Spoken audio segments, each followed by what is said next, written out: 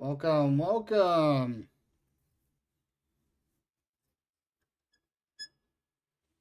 Sorry about the delayed start. I had a bit of a technical issue on my end. But since the Carolina and Philadelphia game is going into overtime, we have nothing to worry about. We have not missed any action. It looks like everything is about to get started.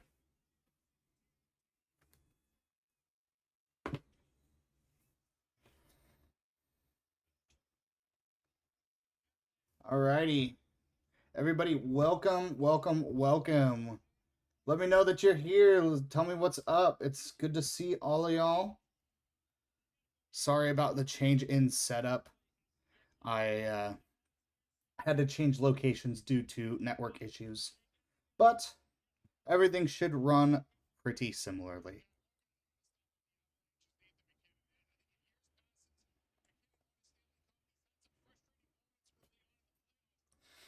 So we've got a matchup today against the Avs in Minnesota this time around. I know there's been a lot of injury updates coming through so far. Hey, how are you doing? Nice to see you from Oregon. Robert Ruby, my bad. We just got face-off in Minnesota. And the game has just started. Devin Tays has the puck behind the net, gives it off to Martin Necas. Martin Necas whips it around. So we've got a big matchup today for a couple of reasons. Eriksson Ek is still out. It's the first game in Minnesota, and the Avs currently, in the last 8 games they have played in Minnesota, they have not lost a single time in regulation. I'm going to knock on wood there just to make sure that I'm staying safe. Good morning from Germany. Go Avs. Yeah, good morning to you for sure. Wild had a rush that was saved by Wedgwood early on. A little bit of a good chance for Kaprizov there, but can we please win tonight? I have the same sentiment there. I feel like the scheduling has been... Hello from Texas. I'm from Texas too. Good to see you. Yes, can we please win tonight? Because I'm kind of sick of how the scheduling has turned out to where Carolina's playing Game 4. Their series could be done tonight before we have even finished Game 3. So I feel like the scheduling has not worked in our favor. It's also let both teams get a little healthier, which is not working in the Avs' favor, as the Avs have a lot less people on the injured list right now. Avs controlling it in the offensive zone, flipped on net by Nichushkin, skated around and possessed. Passed around to Malinsky. Shot from deep. Looks like it was deflected wide. Malinsky kind of loses the puck there. There's an odd man rush for Minnesota, thrown a little far ahead. Matt Boldy has it in the offensive zone, but it is turned over, and the Avs have taken possession and cleared it. Looks like it's going to be an icing, though. Go Avs, go. Everybody type your score predictions in the chat if you've got them.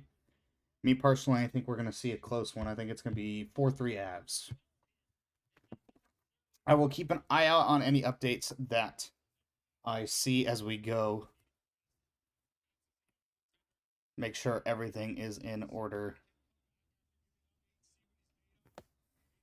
I think the Avs need to look out. If the Wild do get down, the Avs need to look out for possible roughhousing and possible chances for Wild players to force our guys to try and get hurt.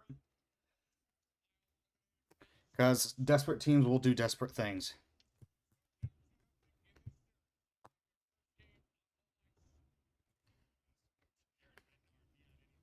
Alrighty. So Minnesota's controlling the puck, passing it up.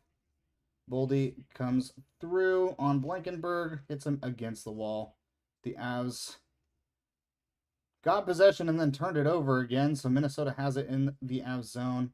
Burns with a good defensive play to Kadri to get it out. Nick Waugh got bodied at center ice.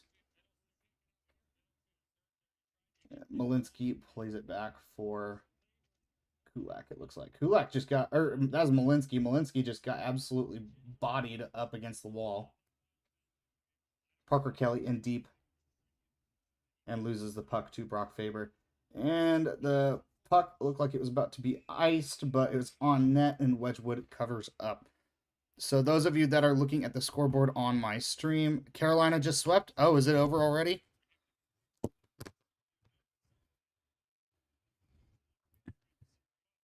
Well, that was quick. Overtime didn't take very long, did it? That was a lot. Minnesota, not so much. Yeah, exactly. That's exactly the goal I want, or what I want to see. Middleton looks banged up over on the bench.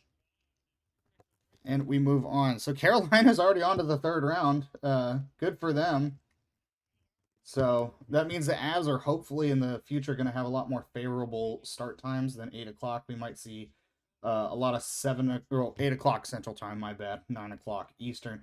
We might see some 7 o'clock Eastern times, or start times, or at least 8 o'clock Eastern, something closer to waking hours, because I know with this stream I'm probably going to be up and out and past midnight tonight.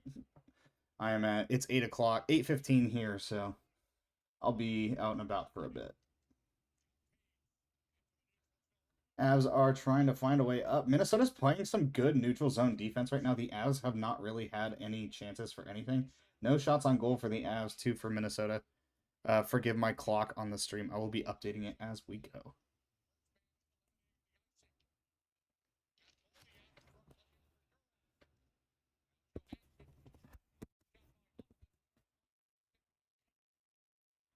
Yeah, it is Philly. I feel like with the way that the schedule worked out this year, this may have been the easiest playoff first 2 rounds by a team I've ever seen, with Carolina facing Philadelphia and Ottawa.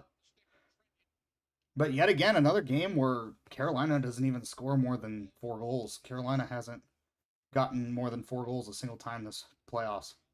I know they've only played 8 games, and the teams they've played are pretty decent defensively. But for a team that has gone 2 straight sweeps in a row, you'd like to see them put a little more offensive production. Shot on net finally by Brett Kulak, swallowed up by Wallstedt. Wallstedt is back in net tonight. Feel like they probably gave Gustafsson game 2 because they just wanted to give Wallstedt a game off. I don't feel like it was really part of the plan to actually put him in. But Wallstedt did give up 8 goals in that first game, so the team felt like they needed to make a change.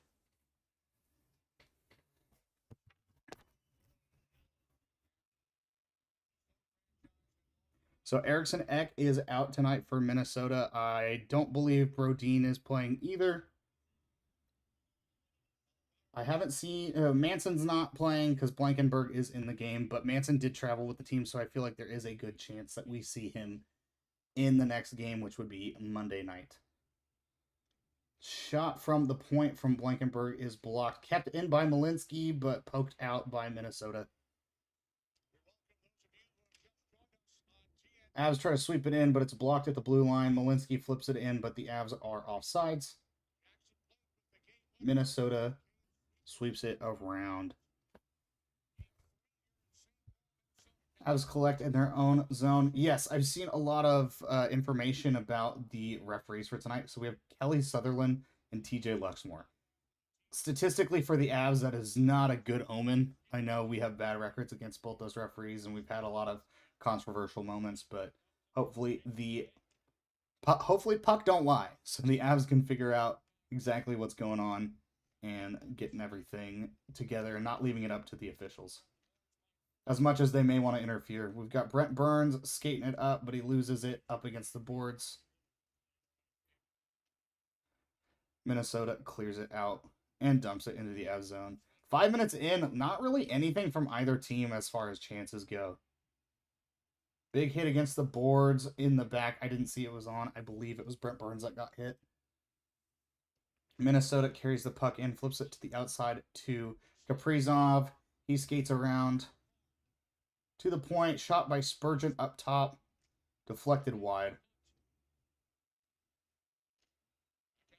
Kaprizov takes a shot through a lot of traffic. It does not get on net. Kaprizov gets it back up against the boards. Poked away by Lehkonen and MacKinnon. MacKinnon gets it, tries to poke it ahead, but is unable to get advantage on the Minnesota players. Necas gets it and loses it again to Zuccarello. Zuccarello dumps it into the corner behind the net. Tays whips it around and it's cleared forward. Necas gets the puck and loses it out of the zone again. The Avs still have not sustained any sort of pressure whatsoever. Manson's still out. Yes, Manson is still out, but he did make the trip with the team, so we will hopefully see him on Monday for Game 4.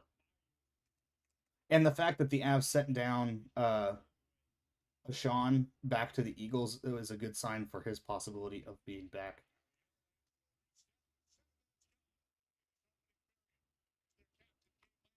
Landeskog skates across the blue line, but he gets held up by a couple of Wild defenders.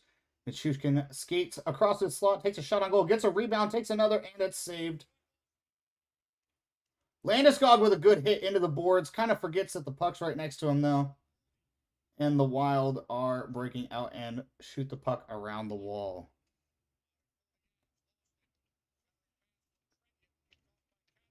Minnesota's playing their best start to a game so far. It looks like we've got an icing on the Avs. Minnesota's playing their best start to a game so far. We are already almost 8 minutes in. We're at 12:27 on the clock. Not a lot of whistles so far. A lot of collisions, but not a lot of whistles. Nuke with the pressure. Yes, he is playing really well. He's skating hard. Shot on net. It was deflected off of a different body, and it was just right in the rebound was right into the chest of Wallstedt. Nothing really going to happen out there.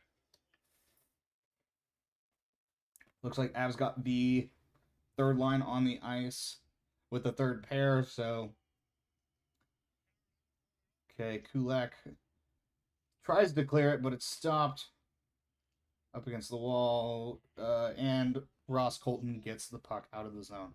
So Minnesota playing their best start so far, but their best start is only 2 shots on goal and allowing 2 shots on goal.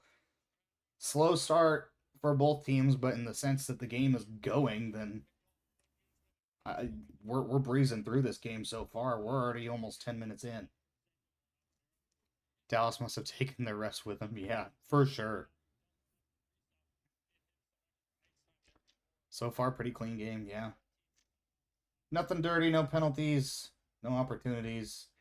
Just a lot of back and forth neutral zone hockey. They just put up a graphic on the broadcast that Devin Tays has an assist on both game-winning goals so far in this series. Or was it Devin Tays? Oh, it looks like it was Ross Colton, actually. Pass that looked like it was intended for MacKinnon. MacKinnon doesn't see it coming, and the puck is turned over. Minnesota coming the other way. Shot on goal, blocked to the side by Wedgwood. Shot on net, puck kind of knuckles. There's Cale Makar up against the wall. Puck's turned over. Good skate gets in the way is Martin Necas. MacKinnon skates it up, gets some room, and he puts himself offside. And it looks like we're finally getting a commercial break at 10:58. So, hey, everybody. Sorry I didn't get to do much of an intro due to the late start to the stream. I'm in a different spot for right now. I know my usual studio has a nice setup and everything. Had some internet issues at the studio, so I will be here for this stream. I will be looking to get back into the studio for the next game, but don't you worry. But if you enjoy what we do here and what's going on in the stream, please don't forget to subscribe. And if you subscribe while you're here, why not check out the channel? The channel has some great videos going. Me, Gavin, and Mark are the 3 channel creators, and we all have a good time making videos. And we're starting to live stream more, and this will be a lot of fun in the future. We'll do more live streams, regardless of if it's just postseason. We'll do some for the draft. We'll do some for free agency. We'll do some for regular season, big regular season rivalry games. Just keep on the lookout for all the fun stuff that we're going to be doing on the channel. And in the chat, feel free to comment whatever you like. Any sort of comments about the game or any questions you want to ask me, feel free to let me know.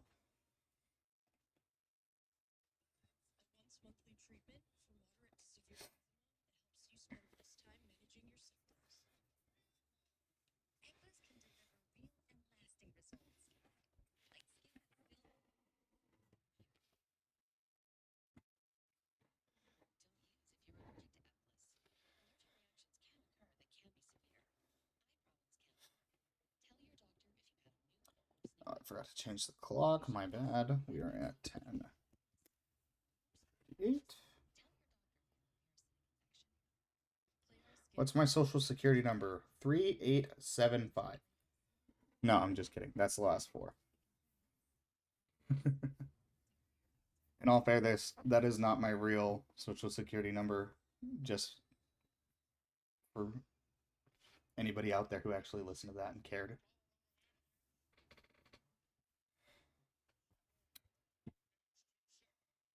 Yeah, I knew you were kidding. As win the draw and shoot the puck around the boards. And Landeskog with a good hit check into the wall. Oh, almost a turnover right to Landeskog, but it hops over his stick. Quinn Hughes got absolutely bodied there by Landeskog. Yeah, I hate commercials too. Commercials, but it's how television makes their money. It's just how it is sometimes. Heck, that's how I make any money. Is I need ads in my stream to make money. So, ultimately, I hate them, but I love them at the same time.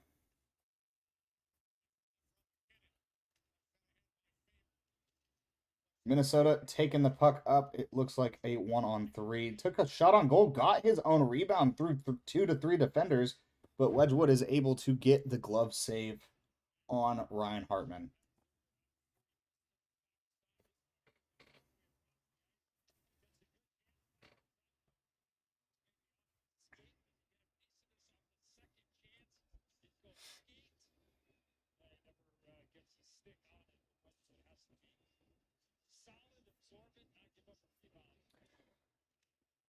Chances are pretty even. Shots on goal are pretty even. This game so far has been pretty knotted up in terms of anything going on. Maybe if we start seeing some penalties eventually, we might see some sort of shift in the tide. Shot on goal by Zuccarello. Good stick by... I can't see who it is. Looks like it was a good stick by Landeskog that was able to clear it, but Minnesota has it back. Faber bringing it into the zone. They don't make good commercials anymore now. They're all medicine. Yep, Wedgie scooped it. That was earlier. Taze clears the puck. Yeah, they don't really make any good commercials anymore. Even for the Super Bowl has been kind of disappointing when it comes to commercials.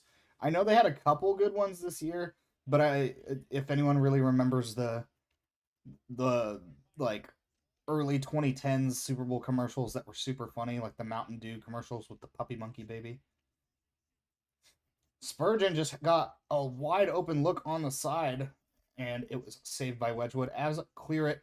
But yet again, Boldy catches the puck and is able to push it forward. Avs are looking kind of weak on the offensive push. I know a lot of their offensive players are spending most of the time in the defensive zone.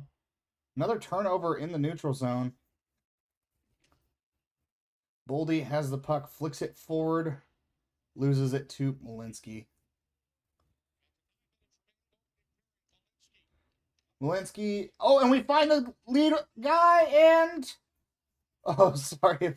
Parker Kelly had a breakaway pass chance, but it was saved by Wallstedt. It looked like he might have gotten it under the glove, but Wallstedt got just enough of it to keep it out of the net, it looks like. Hits the top of his glove off of his mask and just to the side of the net. Parker Kelly was pretty close, pretty smooth. Good pass by, I believe it was Devin Taze that made the pass.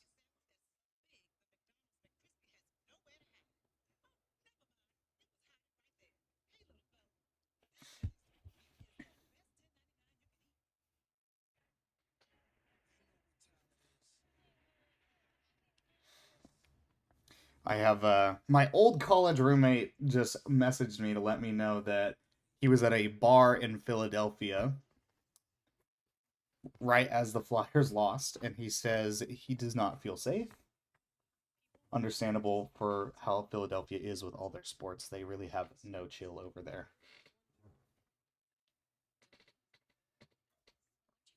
I would never want to be an opposing fan in Philadelphia territory.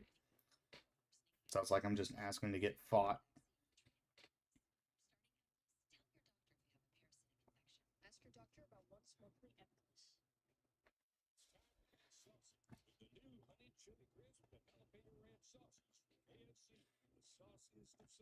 Always wonder why they advertise side effects of antidepressants, including suicidal thoughts.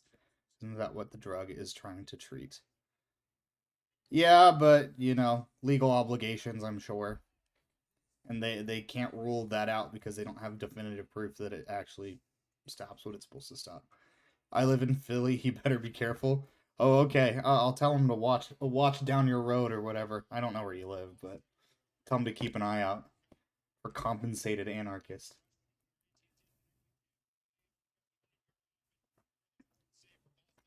That was a nifty. Oh, it was Kadri that made the lead pass to Kelly. Kelly just right into the base of Wallstedt's glove.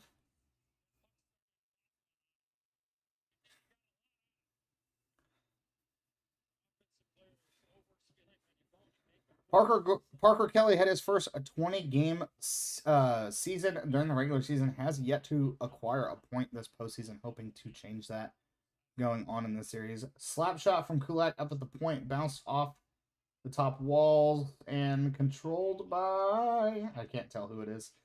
Sorry. Sam Malinsky has the puck at the point, takes a long shot, goes wide, bounces off the board. They tried to get a lead pass out to a skater who was out front.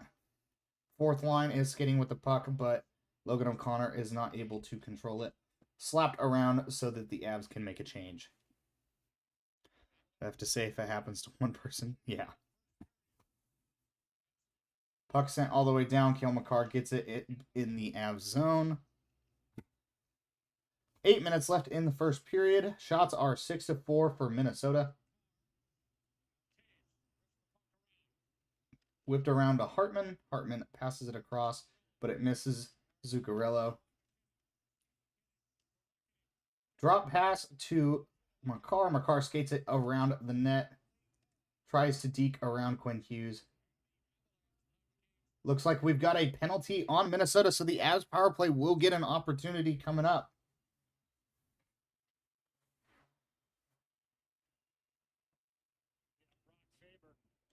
Kaprizov looks like he's unhappy. High sticking on Brock Faber. So we will see the power play. Maybe this is the change of pace that the Avs have needed. The power play has been hot in this series. I believe they are at a solid 500. My bad. I'm thinking save percentage. Solid 50% for the power play, if not 50%, something like 40 or something like that. But, yep, MacKinnon high stick with the blade of Faber's stick. Avs win the draw, kick it out to Makar up top. Goes MacKinnon out on the side. Necas down on the side. MacKinnon down below behind the goal. Kadri to Makar takes the one-timer shot wide. Necas recovers. Scramble for the puck. A lot of players on the ground. Kadri has the puck now. Back to the top to Makar. Back to Kadri. Handcuffs MacKinnon. Goes a little quick on the pass. MacKinnon was set up for the slapper at the top of the blue line. So Avs are 3 for 7 on the power play. 42.8%.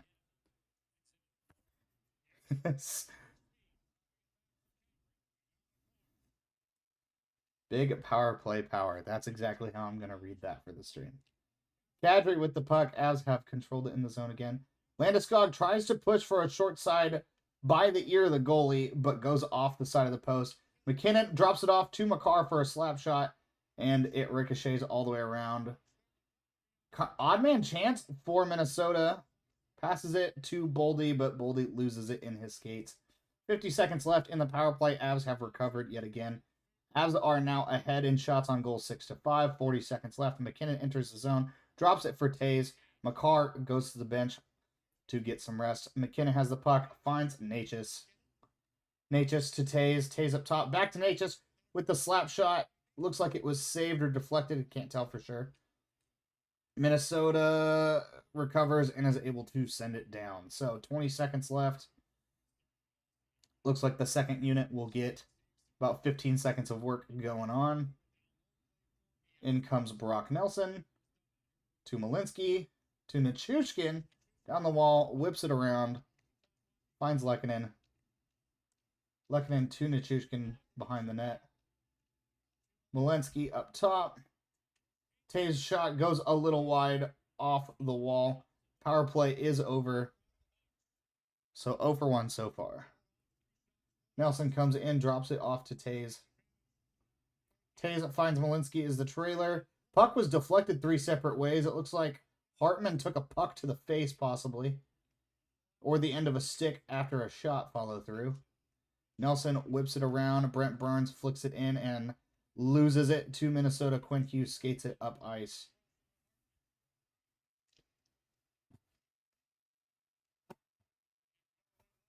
Avs get the puck back. Incoming is Parker Kelly, but he loses control of the puck. And Logan O'Connor gets dumped behind the net and then cross-checked in the back while he's down. Parker Kelly, yet again, in a headlock with one of the Minnesota players. What a surprise that our fourth-line players are in the mix of all the mess.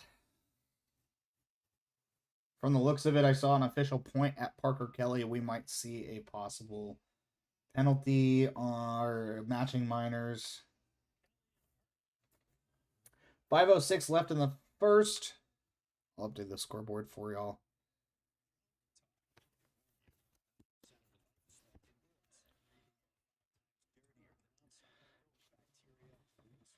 Well, 5 minutes left in the first. Not a lot going for either team right now. Avs had a couple shots on the power play, but I wouldn't say they were really chances. Power play looked decent. Minnesota did get 2 clears, had a semi-chance. Why is Zach Galifianakis playing for the Mild? Oh, yeah, I forgot that is who you said Ryan Hartman looks like. He sure does look like Zach Galifianakis. I will give you that much.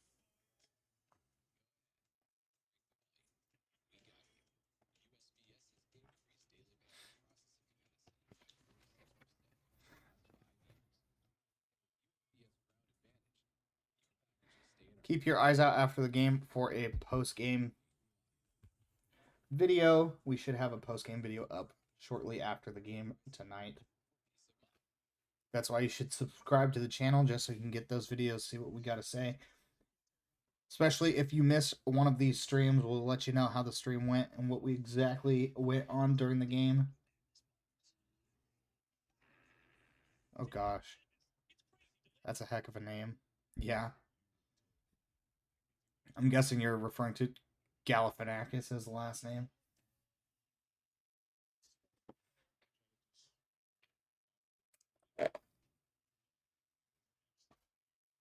I can't relate. I have one of the most common last names in the world. Let's go as welcome back, Mark. Good to see you.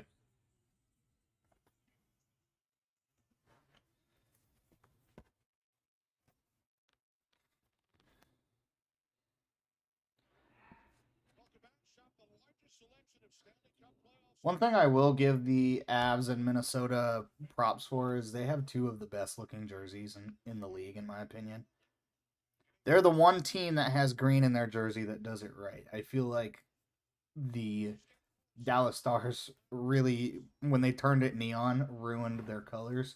Minnesota with the red and yellow and green, it looks really good.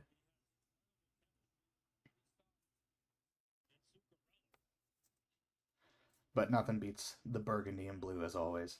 So, yes, we did get 4-on-4. It looks like Hartman and Parker Kelly went to the box. I'd take that trade, honestly. Trading our fourth liner for a top line guy in a scrum. It's a good mix. Ooh, breakaway for Kaprizov, and Kaprizov is able to score. The middle of the ice just opened up, and Kaprizov was able to skate straight through. Minnesota has taken the 1-0 lead over the Avs. Unfortunate start. 4-on-4 usually works in our favor. This time, Minnesota is able to get the break on us. Let's see where the miscue was. It looks like... just looks like an opening made. Kulak kind of committed to the left side, though we didn't need Kulak and the other player to commit to the left side. Yeah, Brock Nelson. So Brock Nelson should have stayed on Boldy, and Kulak should have stayed more in the middle of the ice. And Kulak pinching to that left side and kind of left the middle lane open. So it is 1-0 Minnesota. Early in the game, Avs can bounce back. 8-7 are the shots for the Avs. Kaprizov with the goal. Minnesota is really cycling right now, and offense is kind of moving pretty good.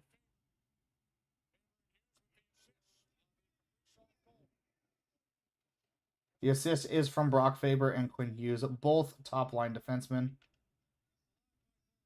Nate just tried to get the puck, but he loses it. Top line is out there. It looks like we've got another penalty on the Avs. It's going to be 4-on-3. Hooking penalty on... Can't tell who it's on.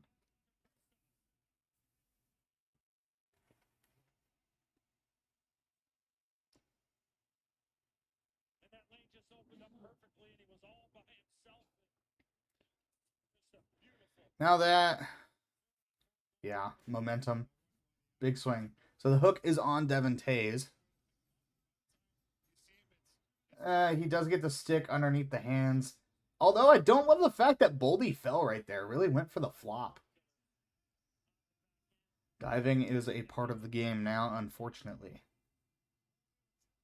4-on-3 for 1 minute and 3 seconds, and the Avs will have 57 seconds of a 5-on-4. Good news is one of the players the Avs will be getting back in a minute is Parker Kelly, who is one of our penalty killers. Avs get the clear from Brent Burns.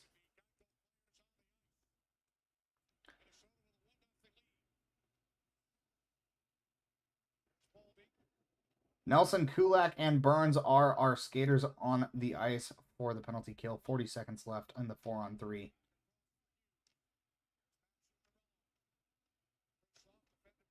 Kaprizov gets it back to Zuccarello up top. Zuccarello back to Kaprizov. Kaprizov skates to the middle.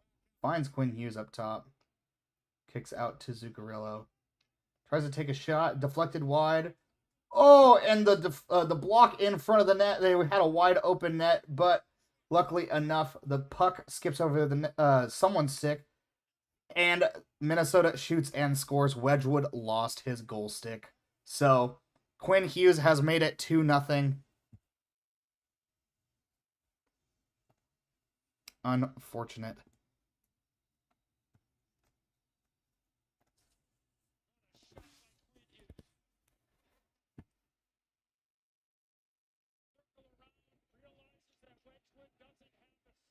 Yeah, Wedgwood didn't have his stick, wasn't able to get any momentum or any help on that one. Avs goalies the last few years in the postseason when they lose their goal stick have been really unlucky. I remember Blackwood last season lost his goal stick like 4 times, and every time he did, he gave up a goal.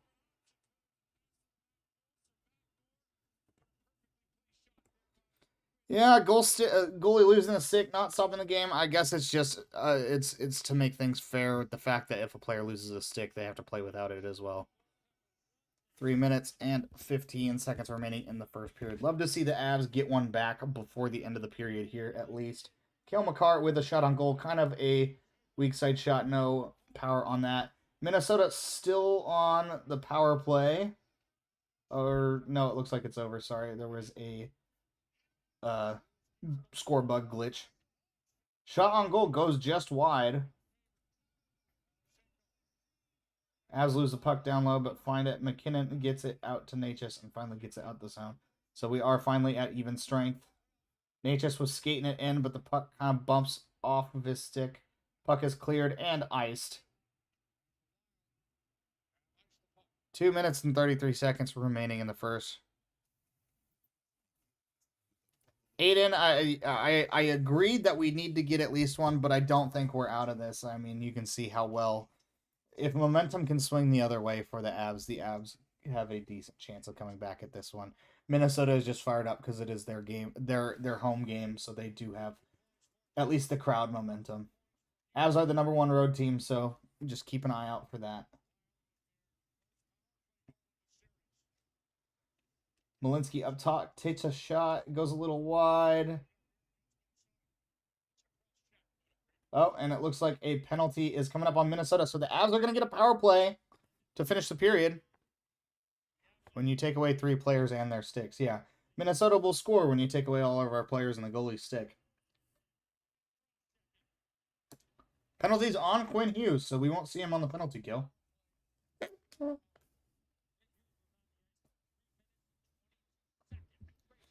2-goal lead is the worst lead in hockey. Yes, I agree. Because it's the type of lead where you can't get comfortable, but it's also the type of lead that you are anxious you might give it away. Nothing good comes from a 2-0 lead.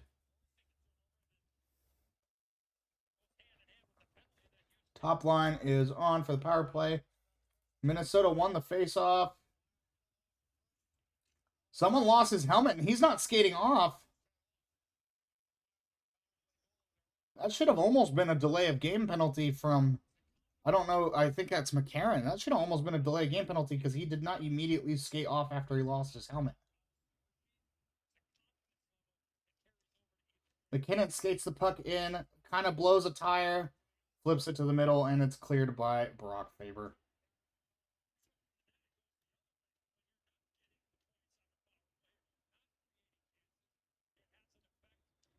Refs definitely are extra. Well, we know the refs and we know what they do. Oh, and a miscommunication at the line, so the puck is just turned over. Avs seem to be frustrated just a little bit. Makar skates the puck out. Finds Necas. He's going to drop back for MacKinnon, of course. MacKinnon goes to skate it in. Minnesota is doing a really good job of controlling the blue line. Makar up top. Necas, puck is deflected.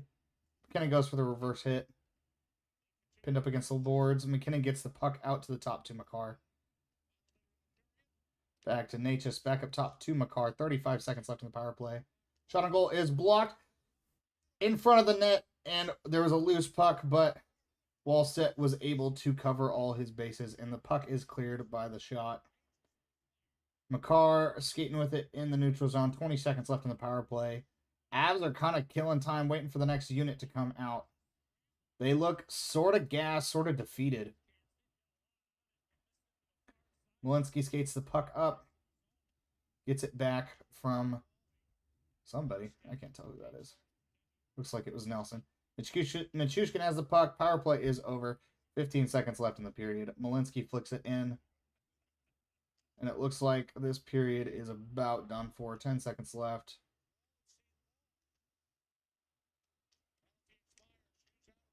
Nichushkin gets a poke, and that'll be the end of the first period. So 2-0 Avs, or 2-0 Wild after one. Unfortunately, I'm being very optimistic.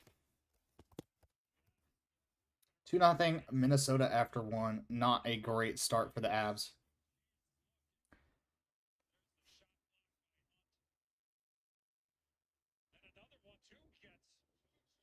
So, yeah, there was a loose puck. Landeskog unable to find a spot. Bad period. I fully agree. There was a lot of defensive mishaps there. No one was clean in handling the puck that period.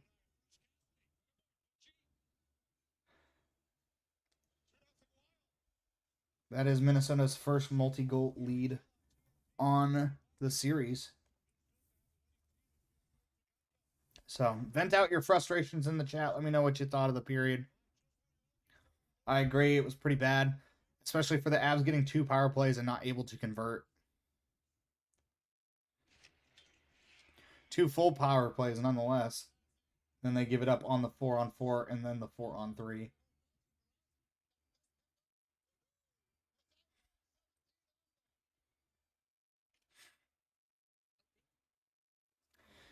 I'm going to be checking for updates on player injuries, possibilities, and whatnot. See what our Avs writers have to say about how that period has gone.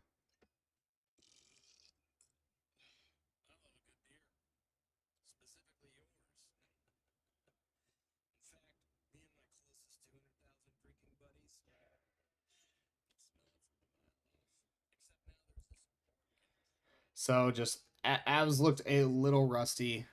Too much time off. Yeah, I feel like the break in between was really unfair to the Avs because the Avs had a lot of healthy players and were ready to go.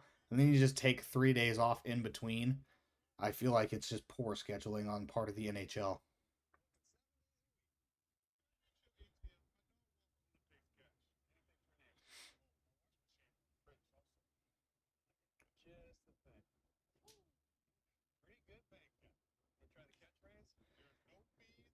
Yeah, a lot of the Avs writers are saying that the penalty on Tays to make it a 4-on-3 was a pretty soft call. I agree for the postseason that just a stick lift attempt that got into the hands up against the board is a weak call. And on top of that, of course, Matt Boldy took a dive, as he does, as he's been known for in this series, when he took the dive when Parker Kelly took the punch at him.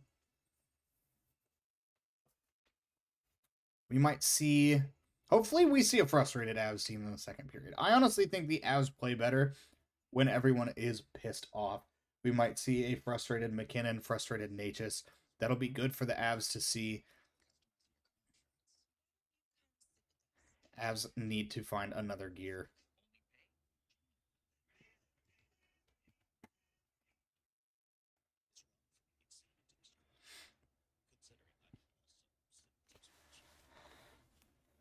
Well, we are in intermission. We are gonna take some time, get a snack, go to the bathroom, but don't leave the stream.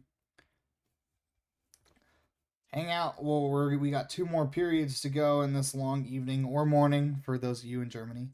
They like to be choked a little bit. The Avs do like to. The Avs sure do love a game where they're trailing. Yeah, I just read another writer just said has to be the worst period the Avs have played in the playoffs. I am going to be inclined to agree. No offensive production on top of giving up 2 goals. Avs are going to need a big bounce back period coming up here.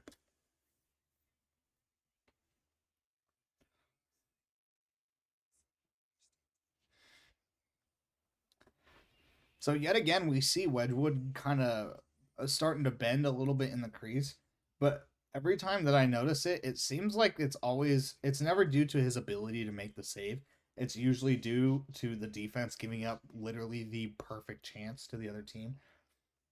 I mean, Wedgwood completely lost his stick on 1 goal, so how are you expected to, on a power play, a 4-on-3 power play, stop a shot from the point that is screened with no stick? On top of that, how are you supposed to stop Kirill Kaprizov on a 4-on-4 with a breakaway?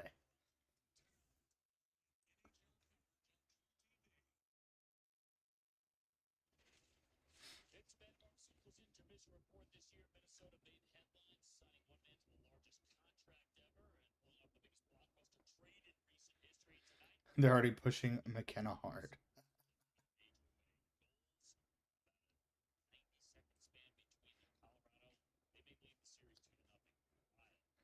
The McKenna news after he got drafted, that's so funny to me. His mom getting arrested for giving out drinks to underage people, probably celebrating for his draft pick or the Maple Leafs getting the number 1 pick.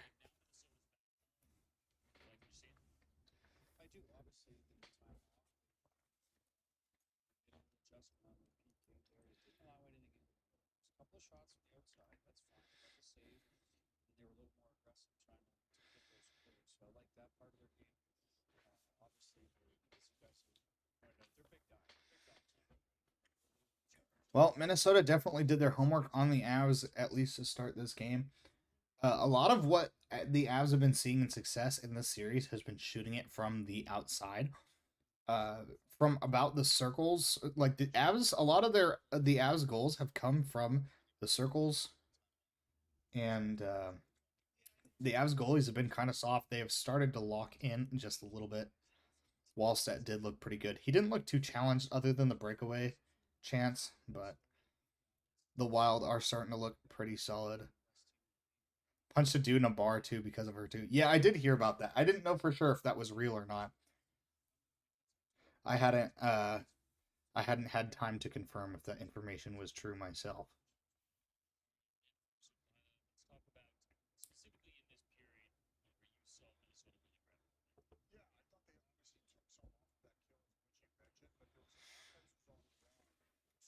Mom is a troublemaker. Hope she don't meet Corey Perry. Oh gosh. Where's Corey Perry at now? Maybe Corey Perry will be a Leaf next year.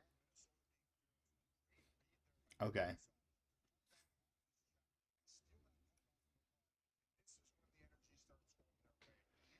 Yeah, I feel like this period could have been helped a lot with a lot more physicality. The Avs are the only Av that seems to be throwing his weight around right now. Actually, I think there's two. Is Parker Kelly and Landeskog. The Avs are not hitting as much as they really could be, and that's why I really wish that Manson can come back in this series.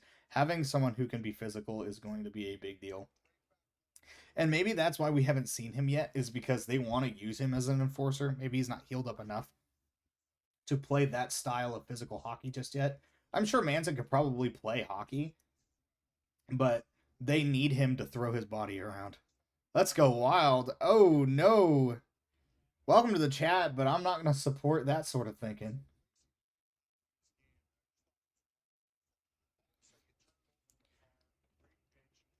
Must be a spy sent in from Wild Digest. Maybe it's a reverse jinx.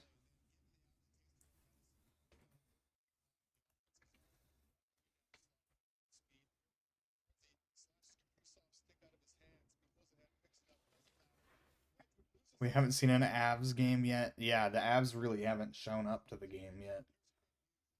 So, according to the box score, the hits in that period were 18-8 for the Wild. So, more than double the amount of hits the Avs had. Kind of pathetic, if you ask me. There's no passion. There's no aggression.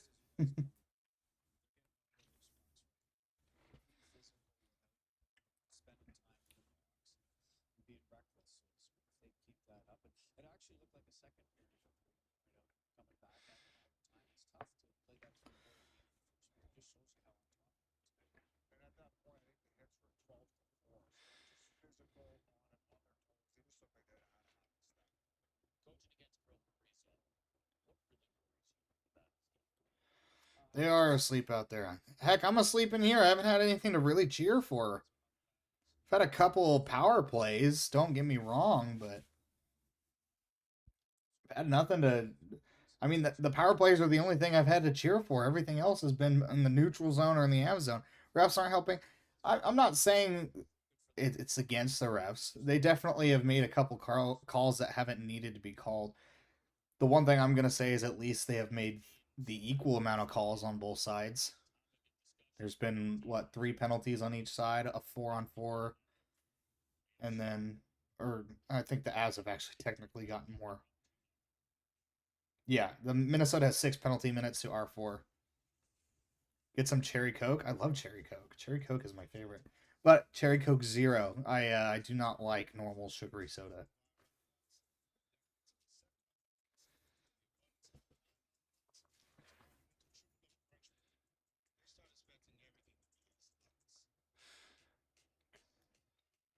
I don't see it very often, but if I can get it, cherry vanilla. I mean, I don't. I'm not blaming the refs. I mean, was the hook a little soft? Maybe, but was it a hook? Yeah.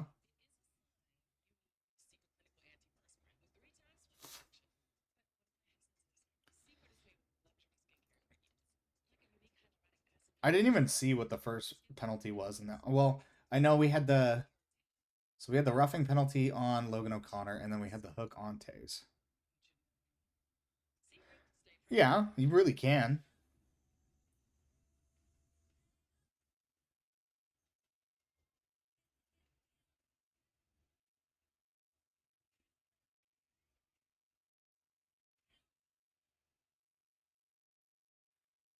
But these refs in the past, I know the Avs don't have a good history with either of these refs, especially in the series against LA. TJ Luxmore did not go easy on us. But I feel like the refs have done a semi decent job at letting the game go. No. Although I would like to see something, the NFL, for those of you that care, the NFL just signed an agreement with the Referees Association that they will have like a bench squad if a referee is seen doing bad. So they will have a swap out and have another ref from the bench squad go in, which I think is kind of corny. It's kind of like having a taxi squad.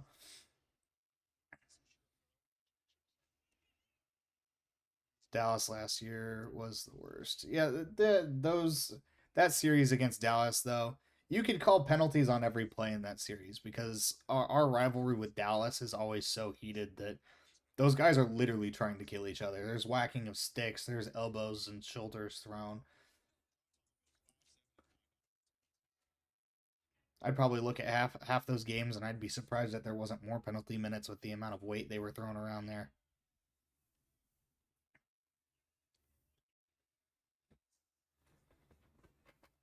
I know if I was on the ice and I saw Jamie Benn, I'd definitely take a stick and whack at him.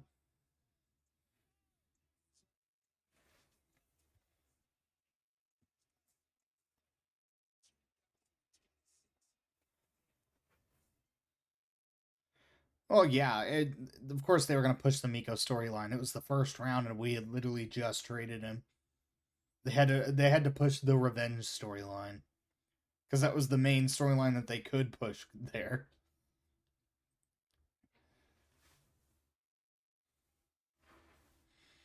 I think the biggest revenge storyline is the fact that Nichushkin came to the Avs and turned into a whole different player.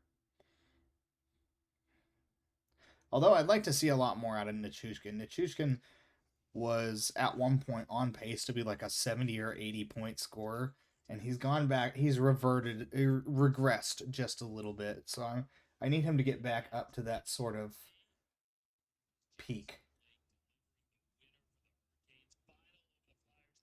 Oh my gosh, they just showed the replay of the Carolina Hurricanes game-winning goal. That's got to be the worst feeling goal you can give up. Deflection off the goalie's glove. Also, the NHL scheduling is so ridiculous that Carolina just finished their series. They had the opportunity to have 2 weeks off before they play again if the Buffalo and Montreal series goes 7. That's a little ridiculous.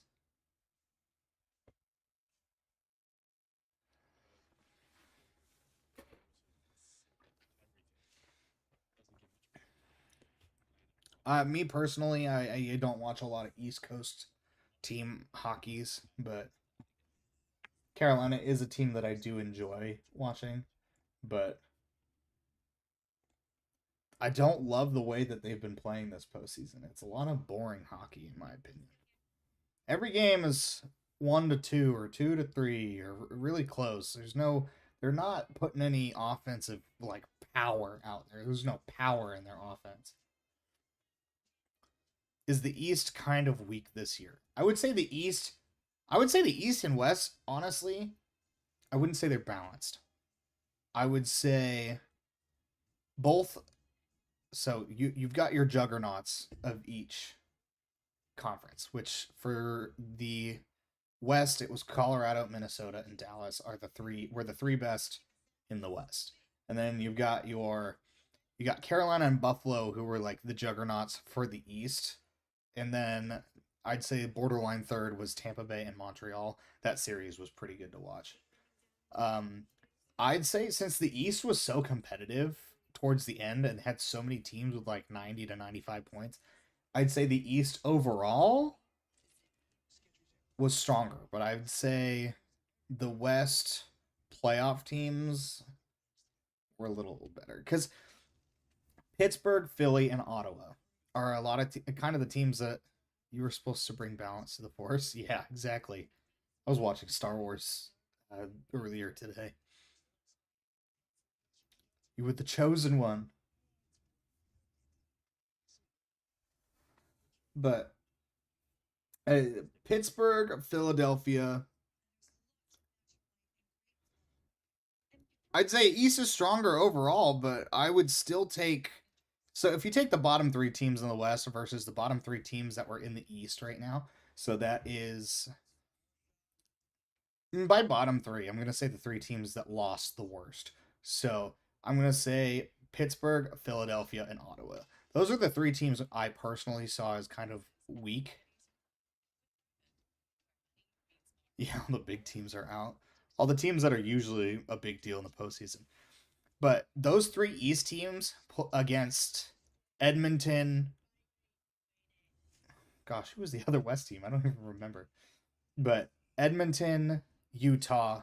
Utah, I think, could have, if Utah wasn't in the Central Division, if Utah was in the Pacific, Utah is winning that division. No doubt in my mind. Honestly, think if the San Jose Sharks were in the playoffs, San Jose could have made a shout just specifically because of Macklin Celebrini. It does feel weird.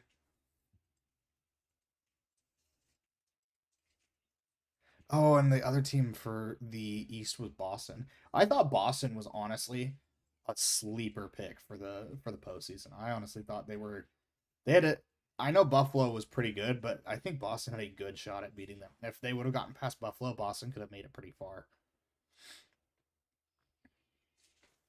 Gosh, why can't I for the life of me remember who everyone was playing? It's Anaheim, Edmonton, Vegas, Utah, Dallas, Minnesota, us, and LA. Okay, so LA, I think it was the worst of the worst. I think they just matched up bad against the Avs, and that's why the games felt so close. Then it would, in that order, I would go Ottawa would be the second worst behind them. Then I'd go. See, this is hard because they had a lot different matchups. Edmonton lost in 6, but Edmonton, I mean, Anaheim has a great goalie, and you can't expect Connor McDavid to do everything like he has for the last 8 years. Anyways, enough rambling from me on that. We've got a game to watch. The game just started back up. Start of the second period. Let me set my scoreboard up for y'all.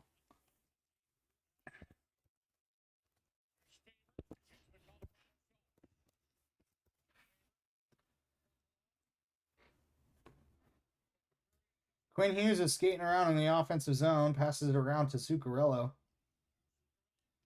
Minnesota yet again back to cycling around in the Avs zone, and the Avs looking a little lost. Cale Makar recovers it, starts the breakout, loses it a little bit, tries to push it forward, and turnover by Minnesota. Makar takes a shot right into the legs of Spurgeon. Makar can't find the puck, but the puck finds him. MacKinnon on his way off the bench. Not able to get a hold of the puck. Kulak flips it around, but it is picked up by Minnesota. Boldy has it beneath the net. Passes it to the circle.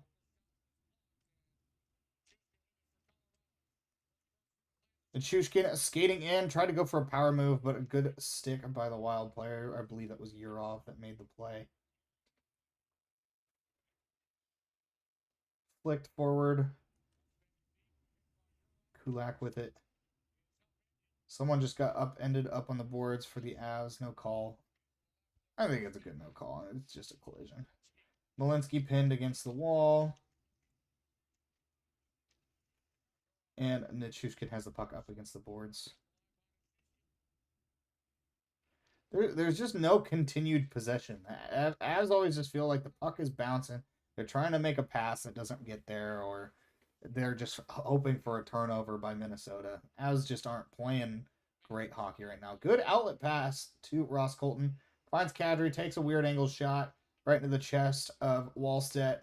Rebound is given up, though, as recover. Waugh takes a shot on goal. That kind of was a good shot right up against the post, but Wallstedt was hugging it. I think if there was a little power on that shot, we might have seen it possibly go in. Puck whipped all the way around, and icing is called. 17:24 remaining in the second. Yeah, Sharks were really good, and they got the second pick. I feel like the Sharks have a good chance of becoming a really good franchise in the next 5 years. Sorry, I don't know how to say your name, but the Wild fan that is in the chat. You can keep talking in the chat, but I'm not going to support these outrageous chants for Minnesota.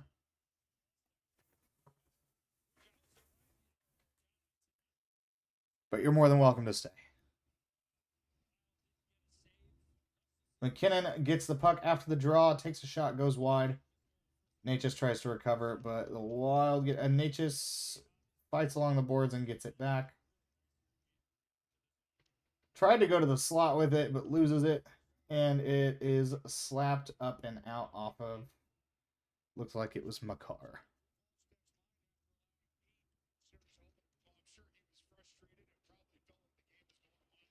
Taze tries to pass it across from Makar. That puck's really bouncing. It looked like a flat pass by Taze, and it just hopped over Makar's stick. 3 minutes into the period, nothing really crazy going on yet.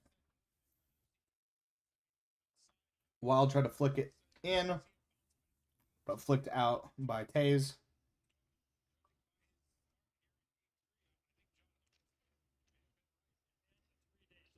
Chipped forward by Logan O'Connor. Parker Kelly down low against Hughes. And a penalty is coming up on Parker Kelly. Probably going to be a hold. I did see him reach for Quinn Hughes with that free hand. That's the second time Quinn Hughes has drawn a penalty from just out skating some people, and they're trying to keep up.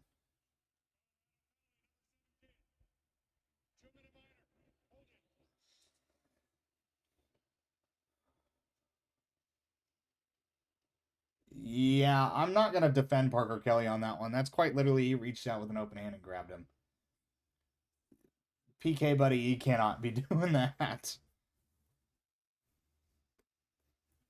I mean, Quinn Hughes has the puck in his own zone. Parker Kelly had no much of a step on him that it was just so unnecessary to take that penalty. Boldy with the puck. In the corner just above the right circle. Puck goes behind the net.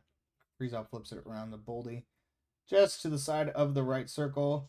Kaprizov in front of the net. Puck scores free a little bit, but it is covered by Wedgwood.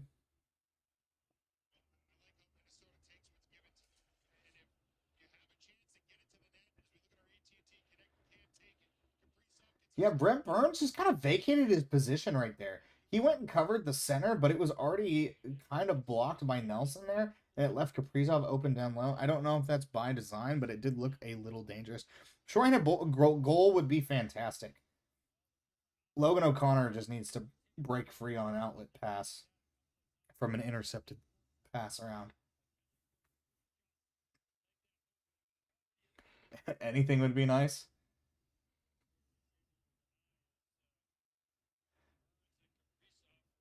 Now all the refs are coming to chat with Burns and Kaprizov. We had all three of them gather up on the left side. Because anything but a face-off is going on right now. The Wild win it. Boldy with it in the high slot. Shot all the way across. Oh, and just an unfortunate bounce. The puck was blocked, and it just kind of looped over Wedgwood. 3-0 Minnesota. I mean, you can't write it any better. Minnesota, that bounce over Wedgwood, that's the second bounce that Minnesota has got to just go over Wedgwood's head. Put in Blackwood. If it gets to 4, I would say put in Blackwood, but oh, was that deflected in by Hartman?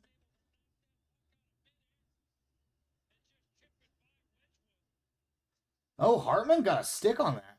You know what? I won't say that was lucky. That was actually pretty impressive to see him whack that out of the air. I'll give him that. So Zach Galifianakis scored. Blackwood looks like he's getting ready to possibly go in. Yeah, a resident Wild fan in the chat is having the time of their life. Good for you, I guess.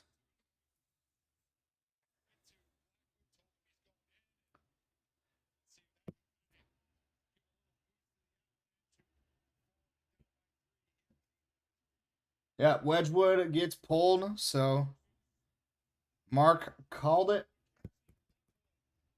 Blackwood's going to get a chance to make his playoff debut.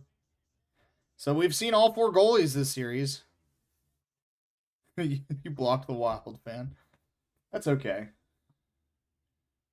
4-day break, yeah. I don't love it either.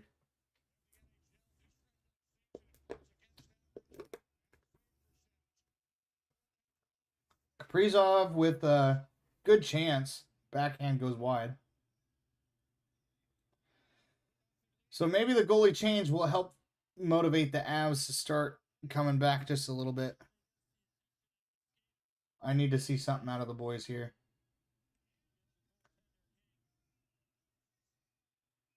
And it's going to be offsides right there.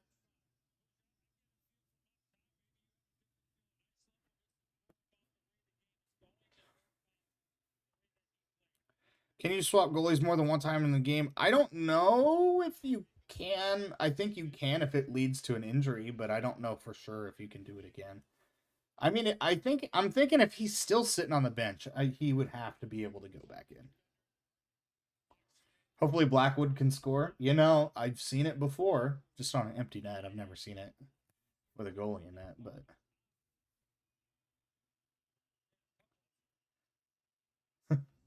okay, you can change back. Thank you, Mark, for letting me know.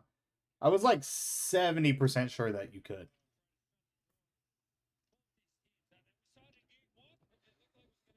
Minnesota gets the puck and they skate it out. Boldy with the puck took a shot on goal. Good save by Blackwood. Got his own rebound. A lot of defensive breakdowns going on for the Avs right now. There's been, I think that's 3 times now I've seen a defender directly in front of a Wild player. They've taken a shot on goal and they have gotten their own rebound. That can't be happening.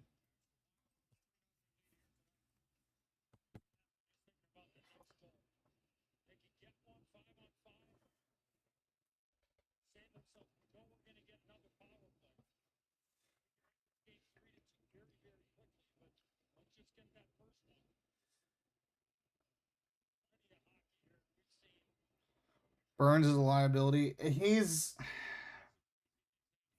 real streaky. Sometimes he's great, sometimes he's not. But at the same time, who would you rather have, Brett Burns or a Sean or Blankenberg? Blankenberg is solid, but he has been part of the issue. I just don't think he's entirely NHL level, or at least Avalanche NHL level. Because once we get Manson back, it'll be nice. Kind of a dangerous hit against the boards there. Slap shot by Burns goes all the way around. Blankenberg skating back. Burns recovers the puck.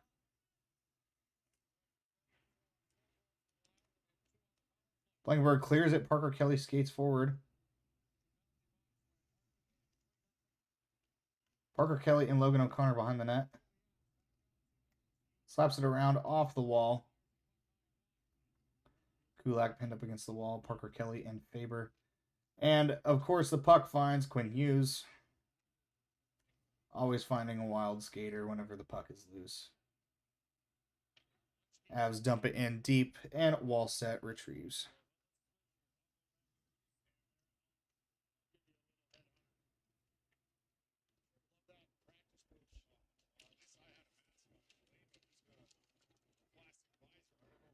It looks like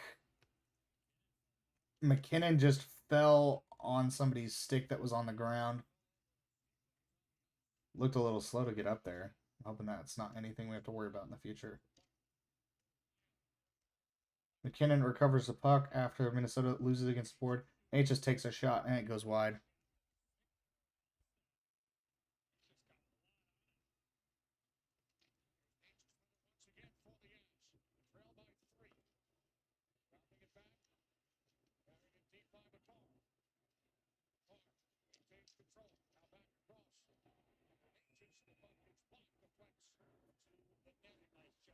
Yeah, every player can't be Makar's level. Yeah, I get it. Wedgwood is playing dead. Wallstedt is locked in. I will say Wallstedt is pretty locked. I don't. Wedgwood wasn't even playing bad. He gave up 3 goals that were pretty hard to stop. One with no stick. One was a breakaway, and then the other one was a deflection that was at his neck. I don't agree with the fact that he's dead, but I will agree with the fact that Wallstedt is locked in. But it's easier to be locked in when your team has a lead. But hey, if we've seen how this series has gone, especially from game 1, 3-0 leads are not safe.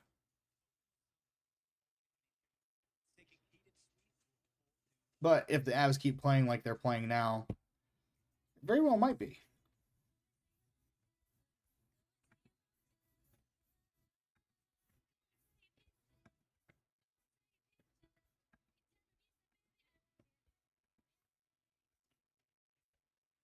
Defense is dead. I'll agree with you on that one. 100%. I'll agree with you on that one.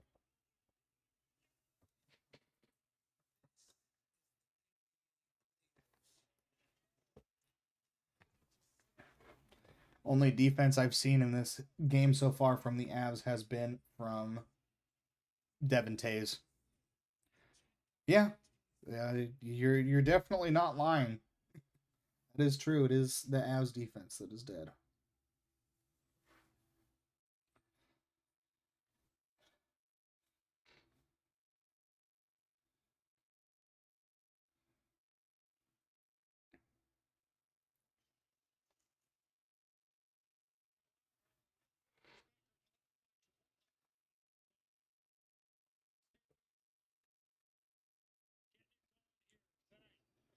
Yeah, just double deflection into the net. That third goal is just I don't know of a goalie that's stopping that other than someone who's like 6'8", 250 pounds and is just big enough to stop anything.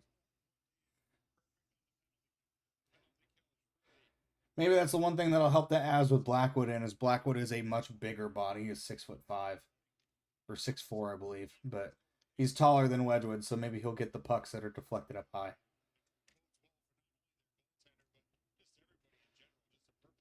Minnesota flicks the puck in. Finds Devin Tays. Necas to the middle of the ice. Passes it around to Landeskog. Landeskog shoots it in at the legs of Wallstat, and it is saved, and Minnesota retrieves it.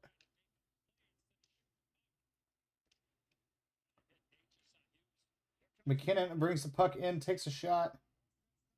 As try to get the rebound, bouncing puck, but it is recovered by Minnesota. Hartman pinches it out. Finally seeing some kind of pushback from the Avs, but MacKinnon loses the puck right there, so I may have spoke a little too soon. Nichushkin tries to get the puck up against the boards and knocks himself down. Delay some hits on them. Yeah, we need to... Well, that's the only thing the Avs can pretty much do right now. If they're not getting it through to the goalie, they need to get it through to the players.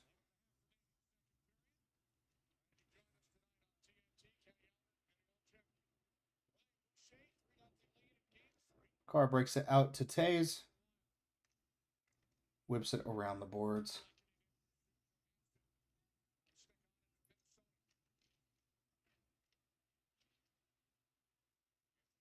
Johansson coming up. 1-on-2. Drops it off to Boldy. Takes a good shot. Deflected around. Minnesota has the puck up top. Bouncing puck on net, but it's saved by the shoulder of Blackwood. Nelson coming out. Lekkonen with the puck. That second line has not been very prominent in this series. I need to see more from that second line.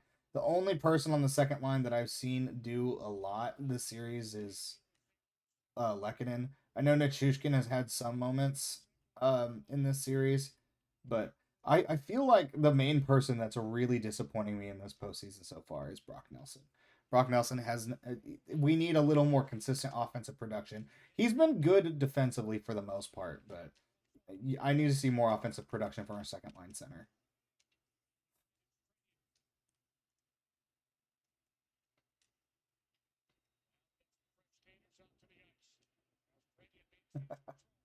Well, I don't hate the Wild either. It's just they're against Avs right now. Trust me, if it was if I had to choose between Minnesota and Dallas, I would choose Minnesota. But that's also asking me to choose between like a puppy and a dumpster fire. So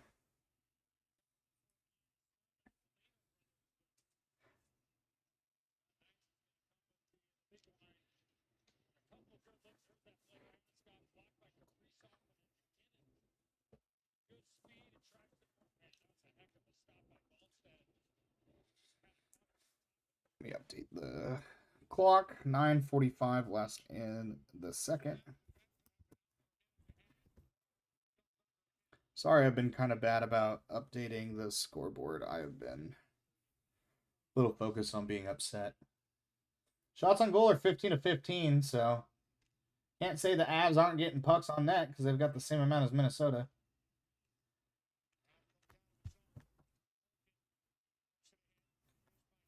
Kadri with the puck down low, whips around the boards, but there's a Wild player there instead of an Av. And Taze just whips it in. Haven't seen them play this bad in a long time. Yeah, I think the last time I remember, well, that stretch we played at home for like the last 2 months of the season where the Avs were just for some reason couldn't win a home game to like cleanly to save their life. That's what this feels like. That's what this type of hockey feels like.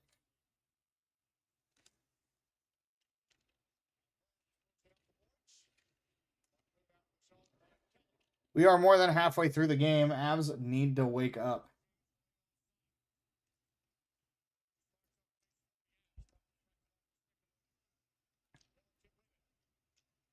And there's just been a lot of this game that the Avs have not possessed the puck. Minnesota has just got the puck the whole game. Canadian, that's why you hate Jack and love Minnesota. Hey, fair enough.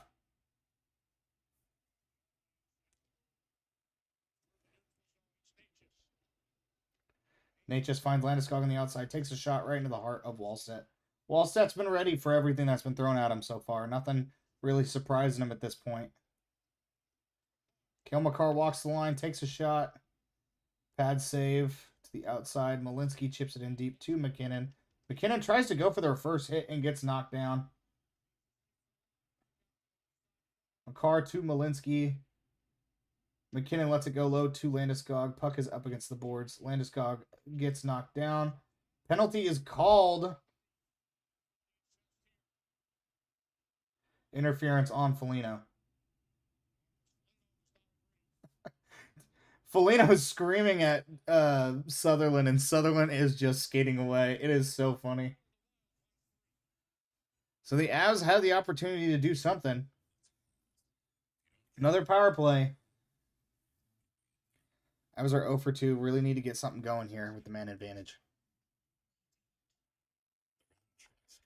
Yeah, they're not playing physical enough at 5-on-5. Yeah, I fully agree. And for a team that's been the best 5-on-5 team in the NHL, they are sure getting outworked 5-on-5 right now.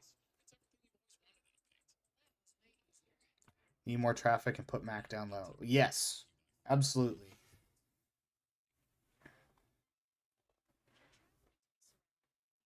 I want to see Necas like show off his skating skills. And we might see I think we saw it a little bit with the defensive pairs there, but we might see some line switches going on. But to end that period, Makar was skating with Taze.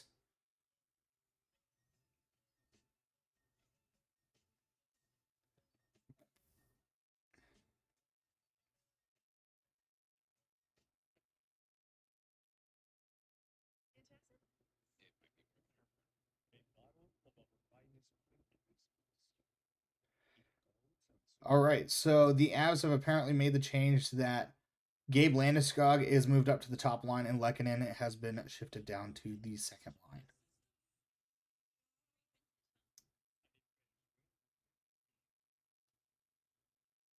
Quinn Hughes just set the Wild franchise record for goals in a postseason with 4. I know the Wild haven't had a lot of postseason success, but it's impressive that 4 goals is the single season record. I wonder if that's just the postseason record or if that's the defensive postseason record.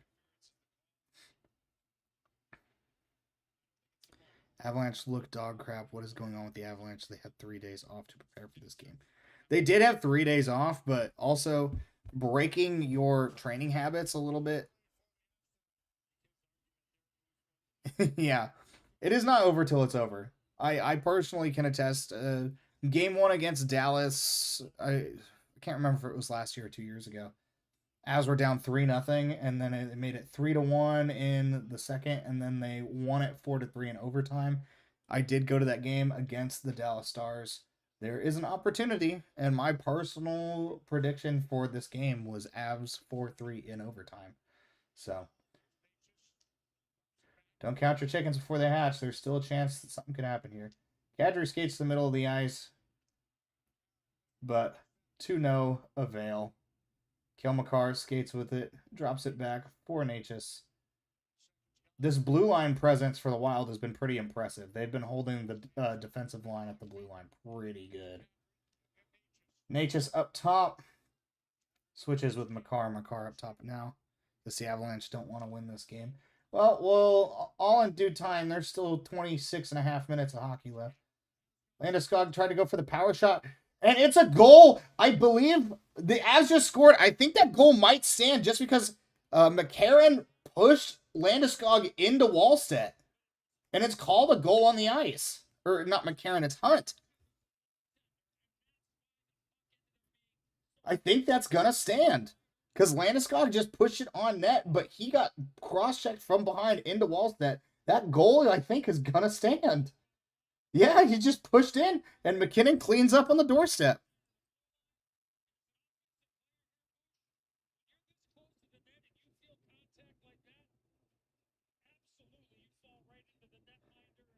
Oh my goodness, that's going to stand.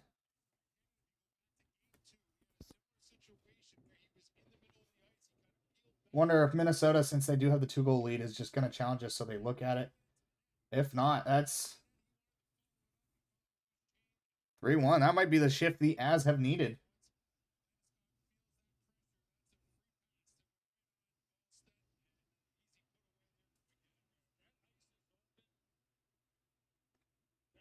I'm looking to see what they said. They did the face-off. The goal is going to stand.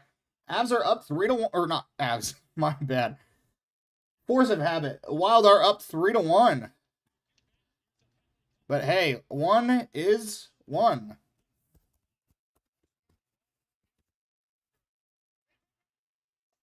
And of course, in Minnesota Wild fashion, they strike right back because that's how it always goes in this series. Minnesota makes it 4-1.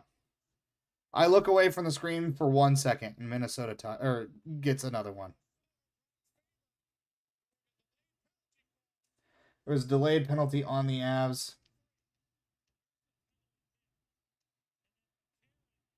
McCarron gets to Faber. Faber skates it up. Shot from the side. Deflects off of Faber in front of the net.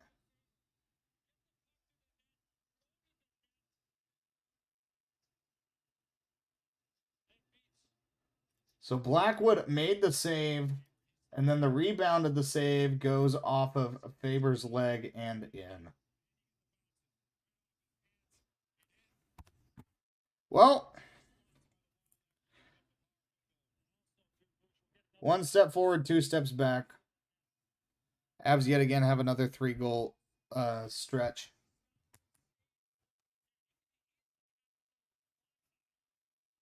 You fell asleep but woke up from the dead?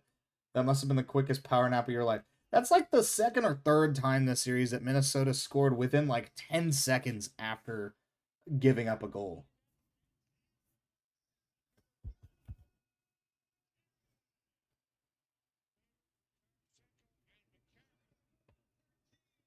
Icing on Minnesota, 5:57 remaining.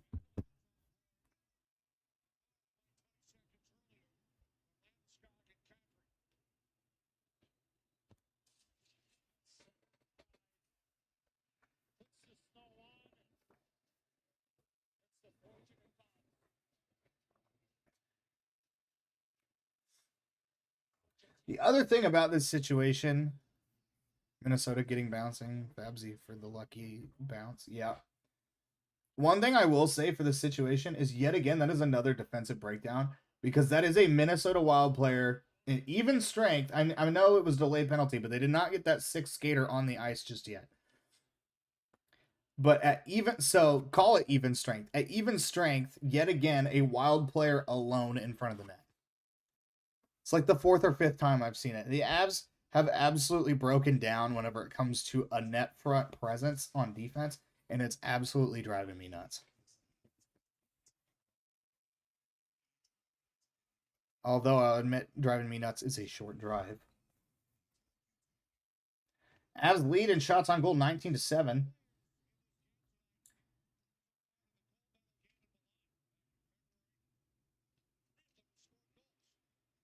Well, Necas almost picked the puck out of Faber's feet, but Quinn Hughes is able to recover it.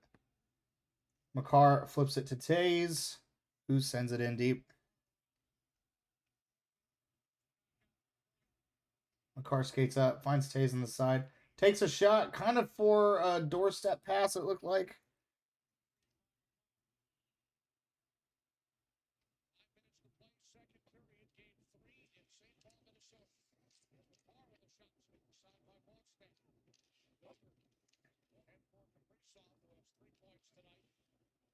Tays finds Makar. Makar flicks it in. 4.5 minutes left in the second period. Pump the Canes one, screw the Flyers. Yeah. Philadelphia, I felt there were a bunch of other East Coast teams that belonged in the postseason. Kadri with a good shot on goal, but right into the shoulder of Wildstedt, and we are going to go to commercial break one last time before the end of the second period. 4-1 game. Both teams scored within like 10 seconds of each other yet again.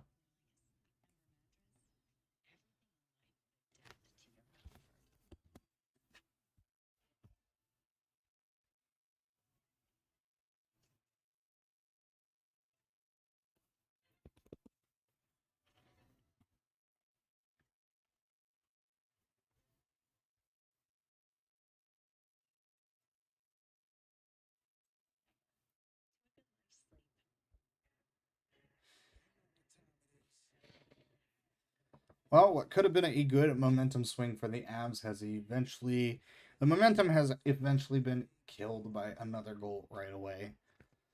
Avs did this in the last game with Kaprizov's goal right after our first goal of the game, right on that breakaway off the faceoff. I believe it was I think it was almost 5. It was either 5 or 6 seconds after the Avs goal was scored. And then in that 9-6 game, you could have probably counted on. You probably counted to 4 or 5 the amount of times that happened.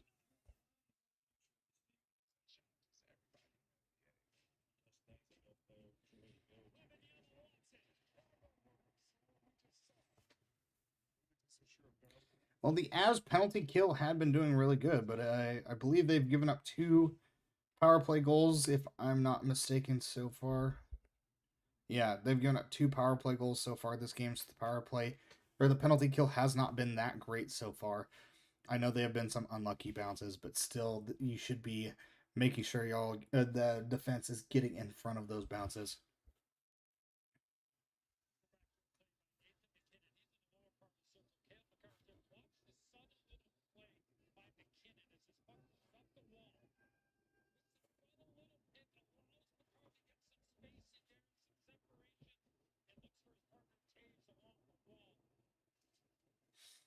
Well, 4 and change left in the second. As looking to put another on the board before intermission. It's been a poor showing all around. I agree. I can't even think in my head of an Avs player that was really showing up like really well so far this game.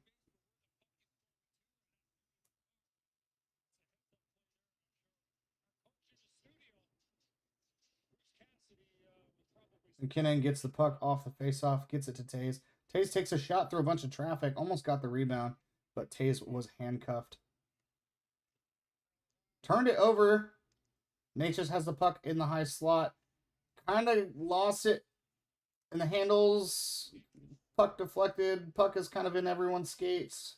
MacKinnon has it. Finds it to Tays on the side. Goes to the slot to find Makar. Wallstedt's on the ground. Someone has no stick on the side. Kaprizov doesn't have a stick. Landeskog in the middle. Landeskog kicks it to Necas. MacKinnon on the outside for the one-timer. Shoots it wide off the cage. Makar gets it back to MacKinnon. Takes a shot that's deflected right into the chest of Wallstedt.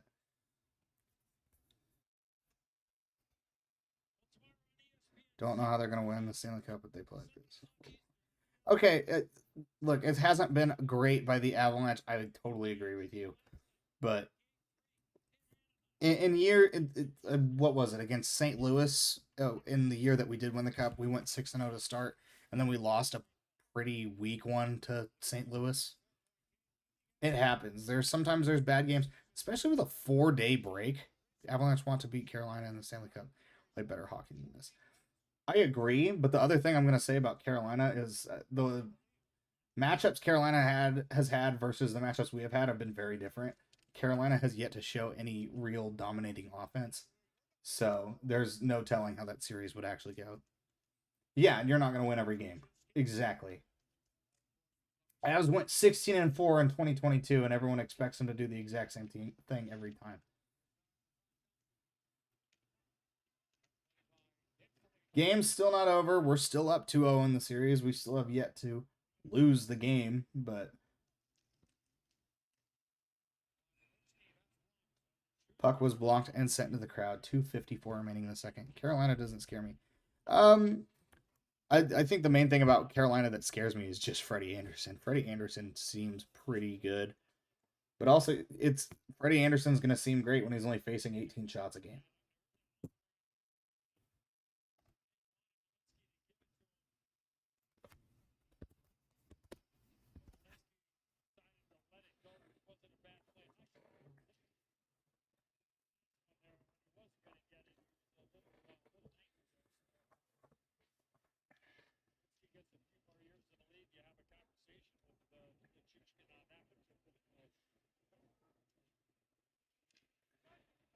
As send the puck up, it's deflected out and sent out by the Wild. Trennan almost found Kaprizov in the middle. Or not Kaprizov, that's McCarron.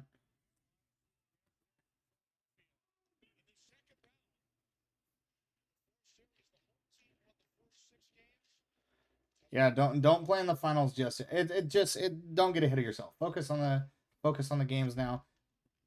Not fully agreeing with the Wild fan, but in the sense that we just like how this game, you can't count this game as a win. You also can't count it that we are going to make it to the finals. We need to focus on one game at a time.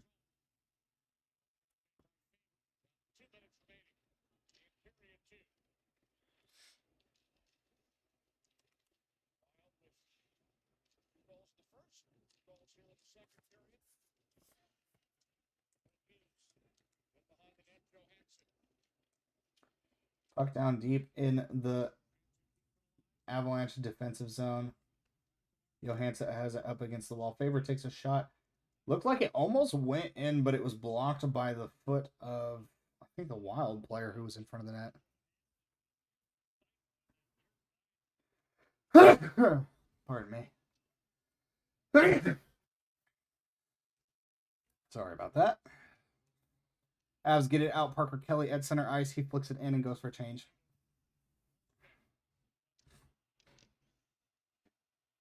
Burns absolutely buries. I think that was that Boldy back there? I can't tell. But one of the Minnesota players got absolutely buried behind his own net. Avs finally starting to throw some weight around, which is what I've been waiting to see the whole game. They took until 1 minute remaining in the second period to do it. Icing by Minnesota, 52 seconds remaining in the period.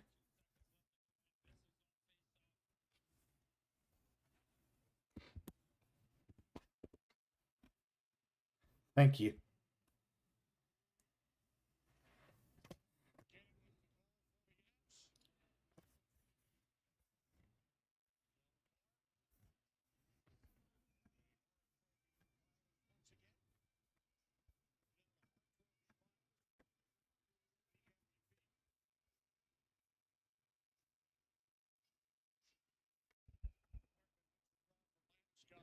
We've got an unfair face-off. Going to start it yet again.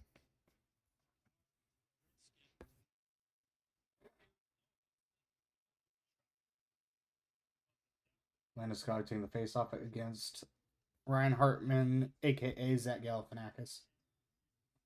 Landeskog wins it, but the puck careens out to the wrong side.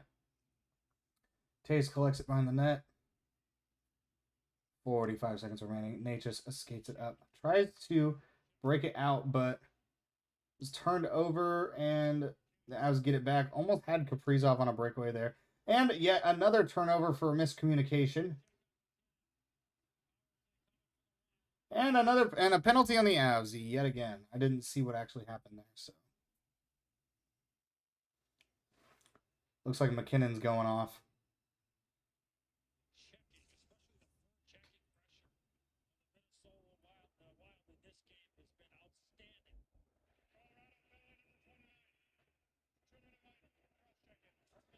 Cross-checking. I mean,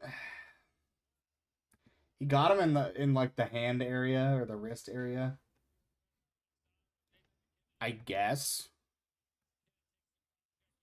Refs are on one.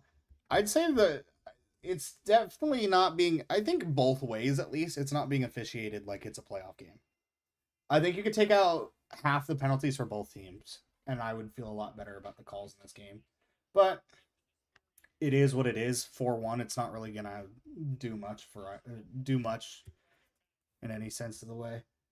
And if there's a time that I want to get a penalty called, let me, it's the end of the period, is because you only have a little bit to kill off before you can spend another 20 minutes planning what to do next. And speaking of which, Nelson sends it all the way down the ice with 20 seconds remaining in the period.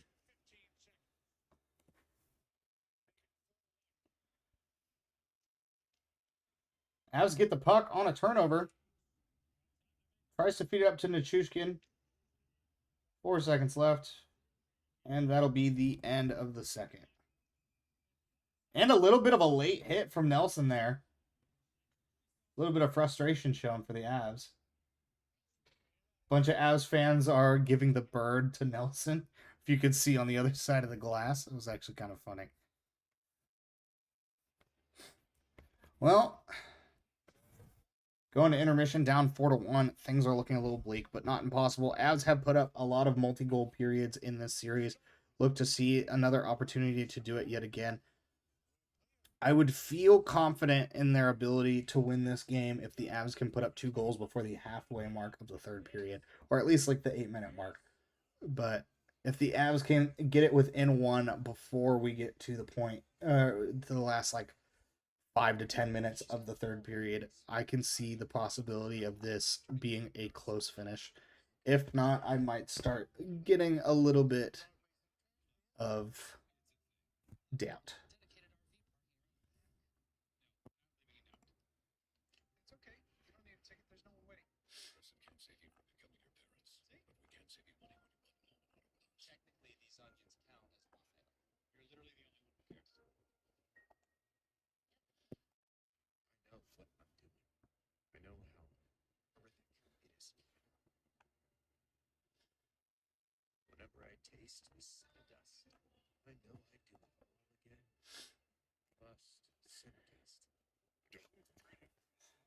Okay, so review of the second period. Minnesota scored 2 goals. Avs scored 1. Avs and Minnesota both got 1 on the power play, and then Minnesota got 1 on a delayed penalty. So, difference in this game so far has been special teams production for 1, and then hits is the other one. Minnesota has laid out a ton more hits in this game. Let me get the exact breakdown of what the disbursement of stats is. So, shots on goal. Avs had 13, Minnesota had 8. Giving up 2 goals on 8 shots, not great. Avs have a total of 22 shots to Minnesota's 18, out shooting them by 4. So, the Avs have 1, 2, 3, 4, 5, 6, 7, 8, 9, 10, 11, 12, 13, 14, 15, 16 hits there. So, all the defensemen for the Avs have yet to register a single hit. The Avs have 16 hits as a team. That is not very good. 8 hits in each period. Minnesota, let's see exactly how far ahead they are in that category. 1, 4, 9, 10, 11, 13, 19, 21, 23, 25. So, Avs are getting out hit 29-16. So, they're not able to focus on getting the puck in the net because they can't focus because they're getting rattled every 5 seconds. Minnesota's laying the lumber and the Avs can't compete. This is why getting Josh Manson back in this series could be a game changer for the Avs. Because if they are able to eventually lay the lumber and get a little more confidence, putting a shoulder into some people, this series could end up being a lot better for the Avs.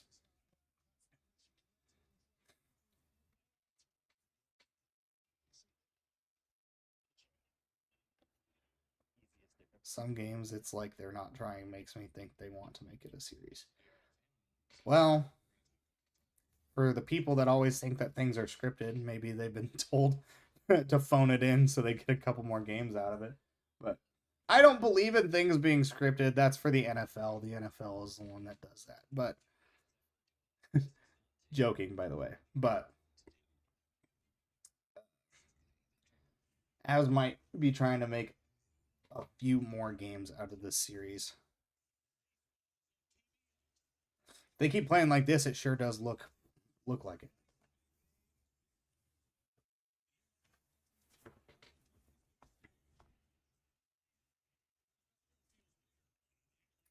Yeah, I don't know much either.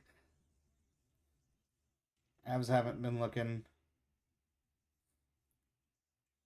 You can call a penalty on any play. Yeah, well, it's the perfect storm.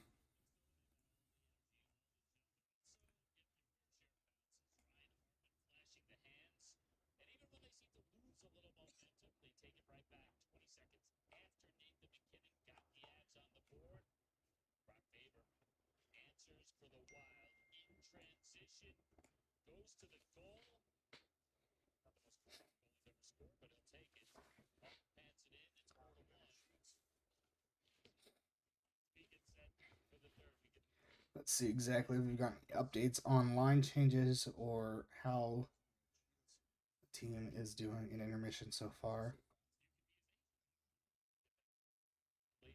Yep, Evan Rawl for the Avalanche, the writer, has said Brock Nelson needs to find another gear soon. It's been he has no shot attempts through 5-on-5 through 2 periods and has not scored on a goaltender since March 28th. I believe he has 2 goals and they're both empty nets.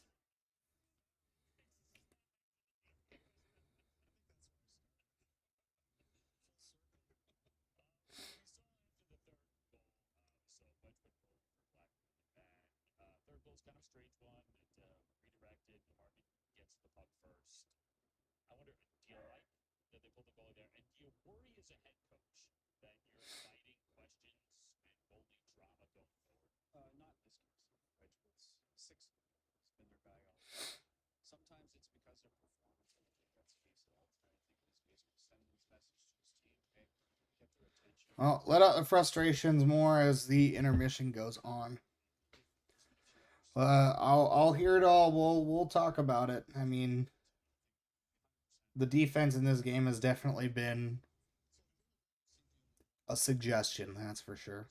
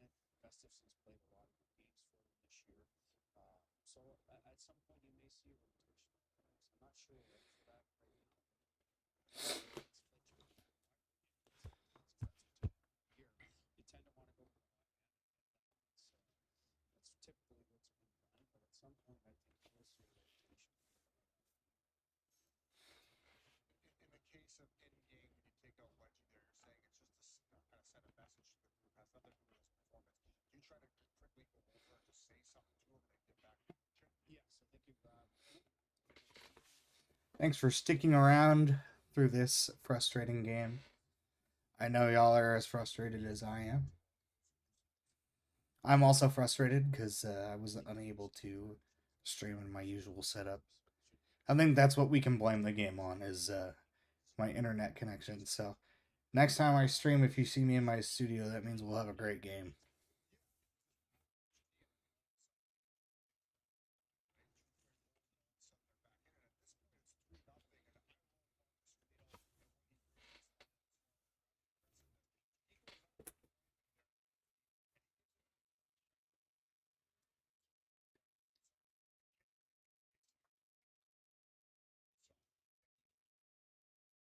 Yeah, that Foligno penalty on Nathan MacKinnon was a little obvious and he's screaming.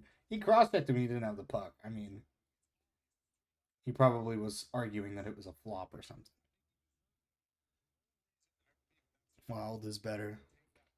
This game, so far, yeah.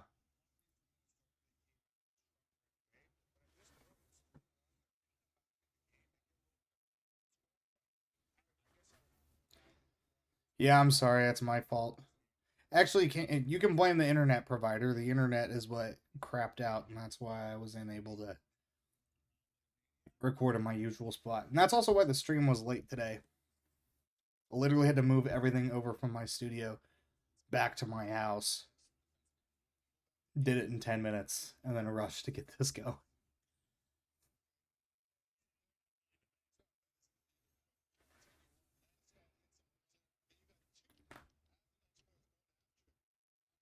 Series is going 7? I hope not, because that would give me an irregular heartbeat and heart attacks.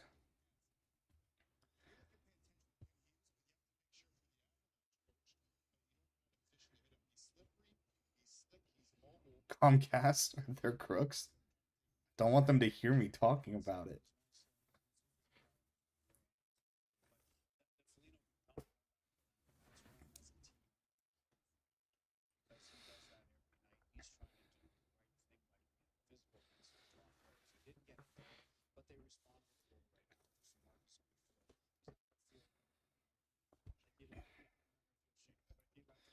Well, buckle up for the last period. This is either going to be really exciting or really disappointing. So, get yourself a snack and something to drink, or go to the bathroom. Make sure you don't got to get up, unless you want to get up. Hey, it goes both ways. Wild and Avs still don't have their full squad. We have Manson to tie back the Foligno brothers. Frontier Fiber. I wish I had FiberNet. That'd be nice. Just mention Wild have their full squad. The Wild are missing Brodin, Bogosian, and Eric Snack. If I believe that's correct. Avs are missing Josh Manson. I feel like that balances out. No, I'm just kidding. But Eriksson Ek is a big part of their offense. What I think what might be happening in this game right now is Minnesota was able to put together an effective offensive plan without Eriksson Ek. Yeah, but you know, this is an Avs stream. I'm really going to tell you about how much I love Josh Manson and what he does for our team. Josh Manson also just boosts the confidence of our team to lay out hits. So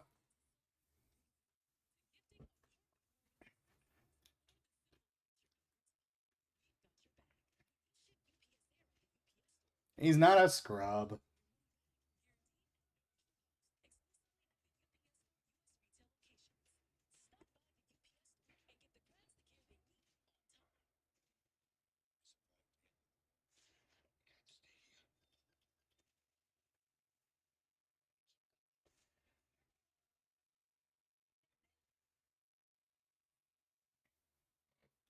But from what it looks like, I don't think Brodin has even skated for the Wild yet, so I wouldn't even. He might be out for the series. But Eriksson Ek, we might see him in the next game. Maybe back in Colorado. He was skating this morning. I think he was skating with lines. It wasn't cleared exactly for today. So we'll see in the next game how that's up.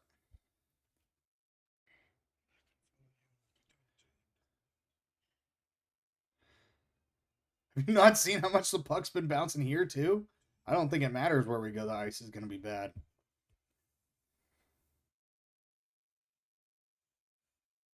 Think of puppy dogs and kitty cats. Yeah. I actually don't like cats. I'll just think about dogs.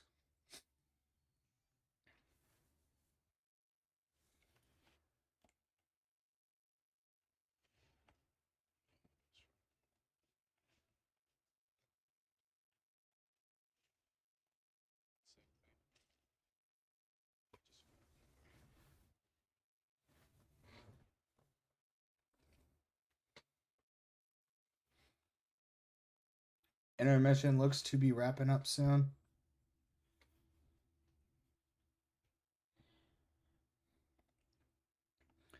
Hey, you just had one of the Wild fans was telling us not to plan our finals. You better not start thinking about it too. There's a long way to go here, Swerve.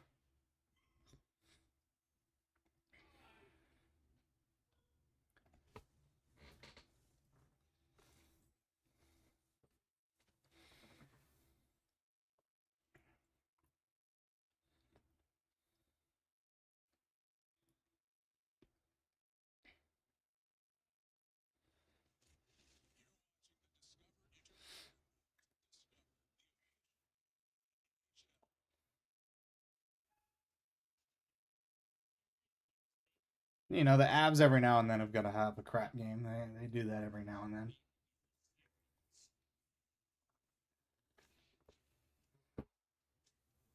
Every team has a bad game every now and then.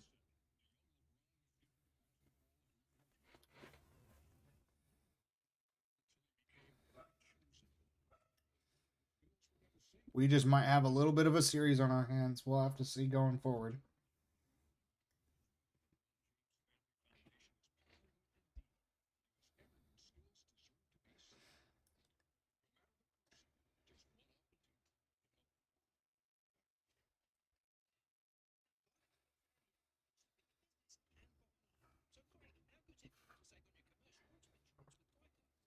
The other thing that's crazy to me is the Avs in Minnesota were pretty. I think we were dead even in the regular season in our record. Both teams were 2-1-1, so they both won a shootout and then they both won a regulation game by like a lot. I don't think either of them were close, but yeah, if a like on I go, all right. See you later. Appreciate it. But the two teams played each other really close, and during the regular season, that is, they both had 2 wins, one in a shootout, one was pretty much a regulation blowout on both ends. The weird thing was, is the road team won every time, and we made it to the playoffs now, and the home team has won every time, and it's looking like Minnesota might get this one as well. It's like we flipped the script on what was going on in the regular season. I know the playoffs is a completely different beast, but goodness. Oh, we got 50 seconds left.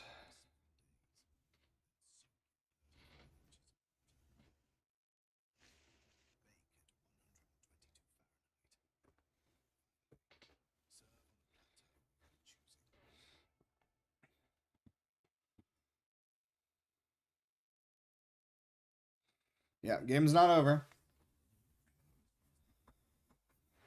It's the playoffs. Crazier things have happened.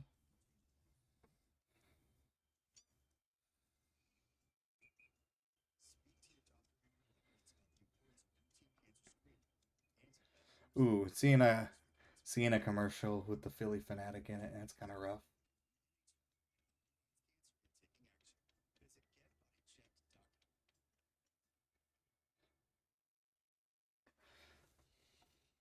You're so right. Thank you so much for the update. I'm trying to get a scoreboard that'll run a long time the game. Just haven't gotten a file that syncs with my computer. I had a file that goes with it, but I was unable to get it to link up. Thank you for, even though you're the Wild fan, I'll give you a pass. So thank you for that. Keeping me honest.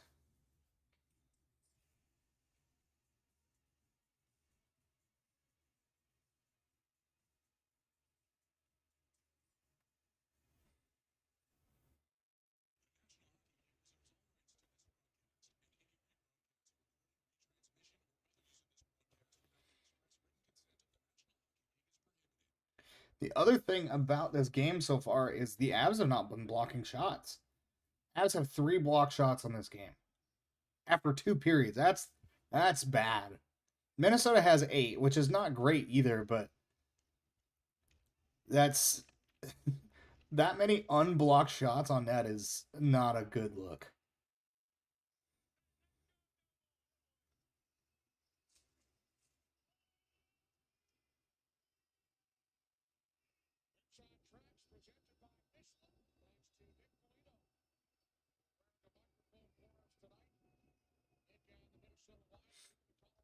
All right, it looks like we're starting things back up.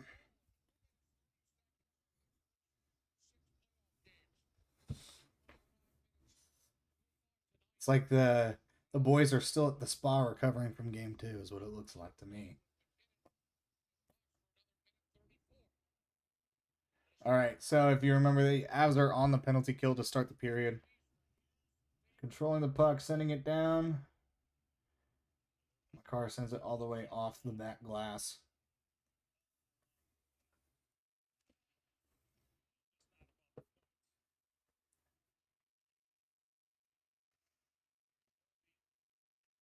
Zuccarello found Kaprizov at the doorstep. Kaprizov was unable to handle it. Had a wide open net for a second there.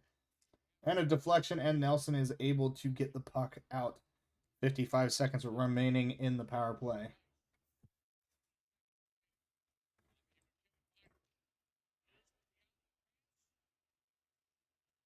And Kulak, they had a semi-breakaway, kind of, but Kulak was able to body him down, and they lost the puck and were able to clear it. It just, I was a little, sorry I went a little quiet there. I was just frustrated. I saw that they almost had a breakaway, and I was like, how the heck do you have a breakaway? You've got 3 people watching the blue line. And there's a whistle blown. I can't tell if it's for a penalty or if it's offsides. I'm guessing if they're talking about something else, it's for offsides.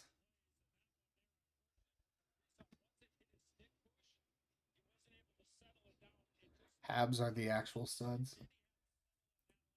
The Canadians actually, the surprising thing about the Canadians I went and saw is they have not won or lost 2 games in a row yet this postseason. They have won back and forth.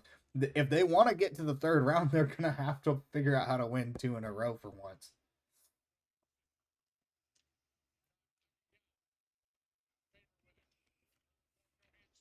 I don't mind Montreal either. I picked them pretty high. Minnesota just hit one off the post there. Penalty is killed, but Minnesota is still got possession of the puck in the Av zone. And they turn it over, and Brent Burns is able to flick it out. MacKinnon, one-on-one with... MacKinnon tried to go far side, skated a little long with it on the breakaway.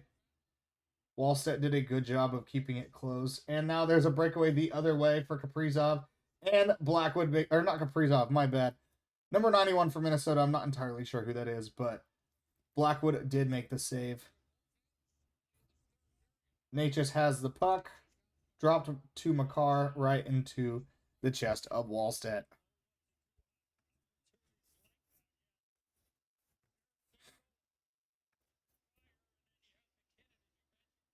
I mean, I have no earthly idea, honestly, why MacKinnon held that puck so long. If he would have just elevated on that glove side, he had a chance to get the goal.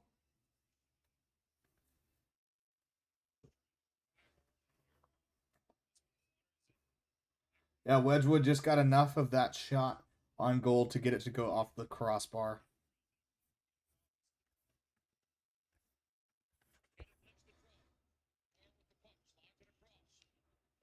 Tays with a slap shot up front, deflects a little high. Makar tried to be at the doorstep to flick it in, but Wallstedt was hugging the post. Landeskog in the short circle. As just laid out a wild player.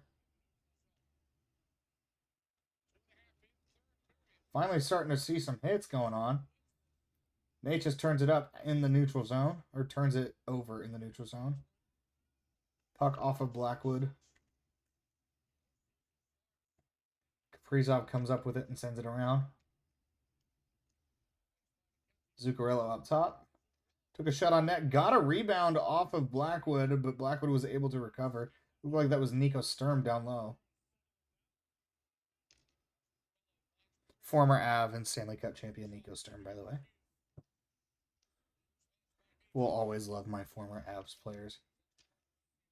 Apart from Matt Duchene and Ryan O'Reilly. And Mikko Rantanen is 50-50 on my list. I like him, but I don't like what he's become.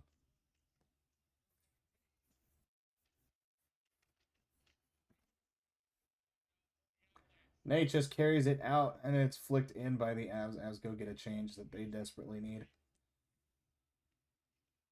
4 minutes into the third. Nichushkin got the puck up against the wall. Now it's Lehkonen. Hounded by Middleton.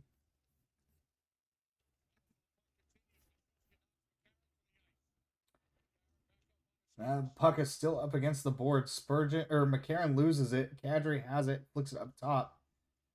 Burns at the top, takes a shot, deflected, bounced into Wallstedt. He makes a save with the blocker. Kadri sends it around to Lehkonen, who finds another shot up top. Nichushkin tried to take the shot in the slot, but there's just a guy down on the ice. I don't know if Nichushkin hesitated because he didn't want to take the shot and he didn't have one, or if he was scared of hitting the guy in the face. Because I feel like if he would have ripped that one from the slot, I think that was McCarron or Spurgeon on the ground. One of those guys would have taken the blade of Nichushkin's shot straight to the face.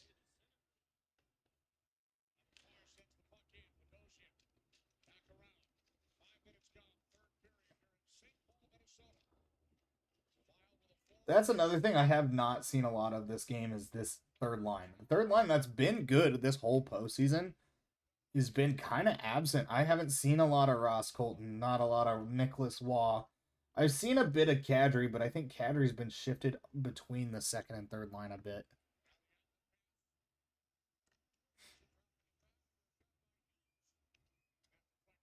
Hughes takes a shot that is deflected out of play. We've got 14:37 remaining in the third period.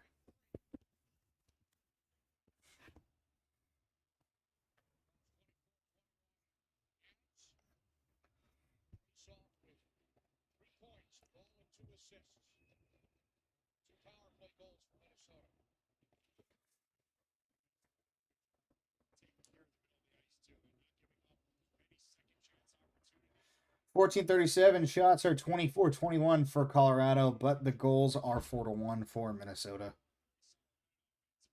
Avs are looking in a bad way right now. Really need something going here in the next couple of minutes to really have a chance at this. Kaprizov skating it around the Avs net. He has been absolutely terrorizing the Avs so far. Tays absolutely hounding Kaprizov. Kaprizov got knocked down. Looks like, yeah, Hartman. Shot from the point is saved and covered by Blackwood. Apart from that one fluky goal that bounced off of Faber's leg, Blackwood's been pretty good so far.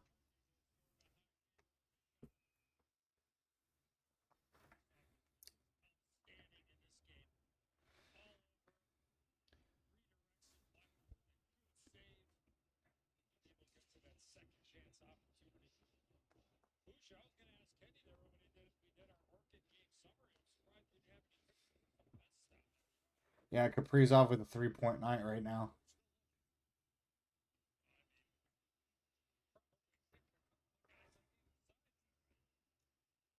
Avs just need to get it out of the zone, have some time possessing it on the offensive side. It just feels like I've seen 90% of this game played in the Avs zone defensive zone. Minnesota has done a really good job of just controlling the puck.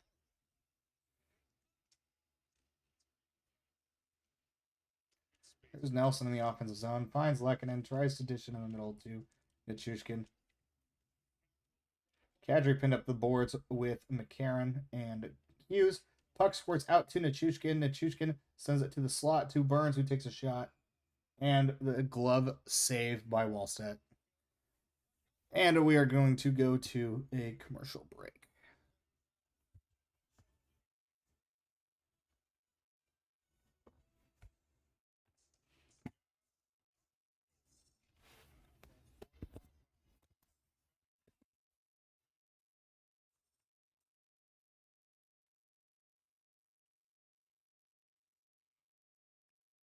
Shots on goal are 25-23.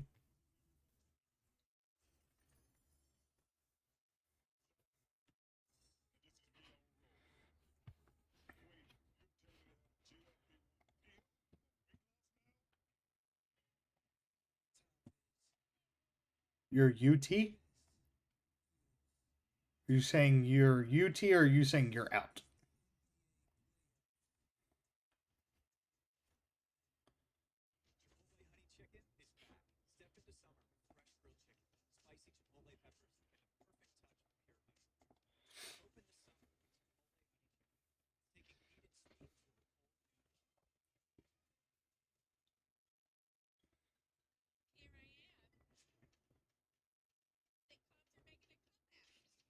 We have to play like this right from now on. Rita, I don't know exactly if you're an Avs fan or a Minnesota fan, but if you're an Avs fan, I really hope you're not rooting for this kind of play because I personally don't like what I'm seeing.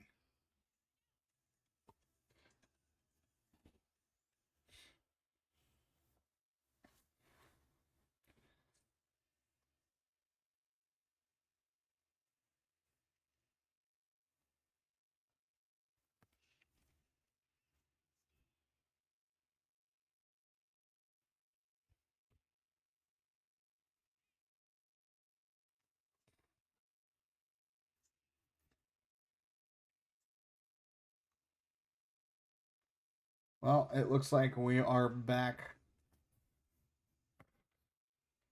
Not a lot of time left for the Avs to do anything. Yet again, I'd like them to see not even making it a 1-goal game. I'd like to see something before the 10-minute mark.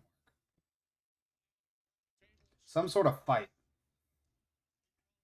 There's Tays. MacKinnon getting pressed by Hughes. Spinning around, tries to find a seam pass to Makar. Intercepted by Kaprizov. And Minnesota gets the puck out of the zone. Kaprizov is skating like a man possessed right now.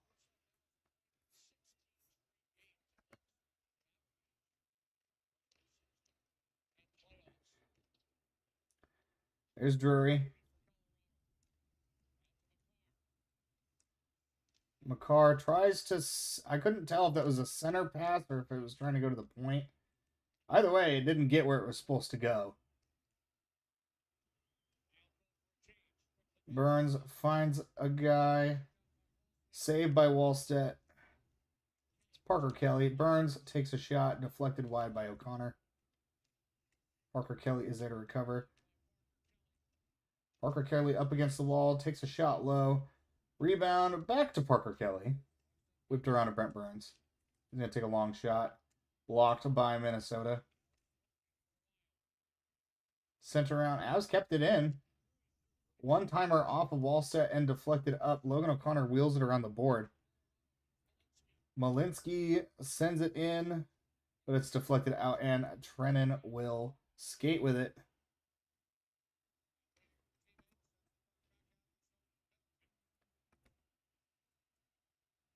I mean, who's to say that they aren't mad? You're gonna hear it in the after game interviews. Avs players are gonna be pissed off.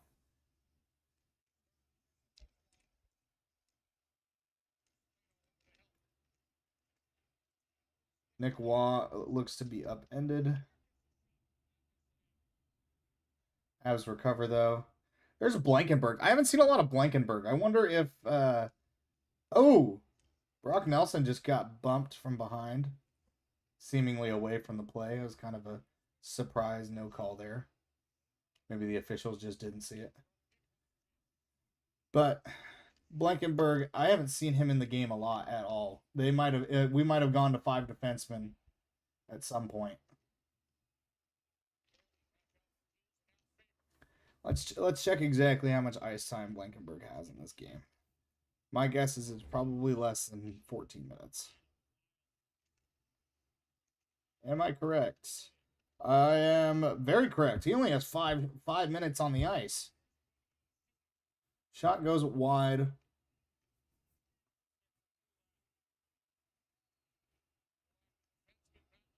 Boldy flips it over. Looks like that puck might have come out, but Minnesota still maintains possession. 40 seconds in the Avs zone currently. Quinn Hughes up top right now. That third line is kind of stuck out there. Avs player without a stick It was Kulak, and he's given Nelson's stick. And Nelson just got knocked down at top by Quinn Hughes. Full minute of time in the Avs zone is Minnesota, and they get their own rebound yet again. Avs still can't get a clear.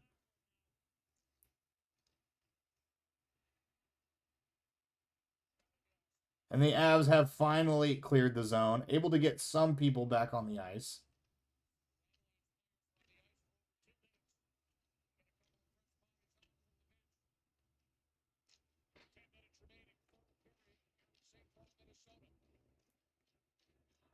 The Avs have finally gained possession of the puck, and Landeskog is skating it out with Makar. Makar skates around the net, finds the slot, tries to take a shot, but it is blocked by Minnesota. It was blocked by number 48, which is Hunt. Blackwood's been pretty good since he came in. Wedgwood only had 9 saves on 12 shots. Blackwood is 13 on 14. What is going on with the Avalanche in this game tonight? I honestly couldn't even tell you at this point. It just seems like they were not properly prepared for this game. That's just the bottom line of it, honestly.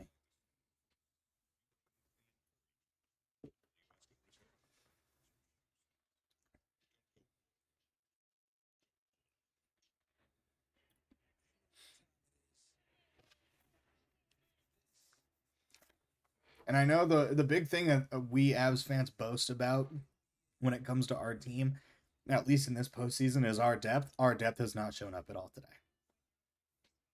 The only skater that I've constantly seen somewhat making progress in the offensive zone has been Nichushkin, which is good to see because he's been kind of hot and cold lately, but it's good to see him heating up just a little bit. I just want to see him score a little more. He really does not get the offensive production sometimes.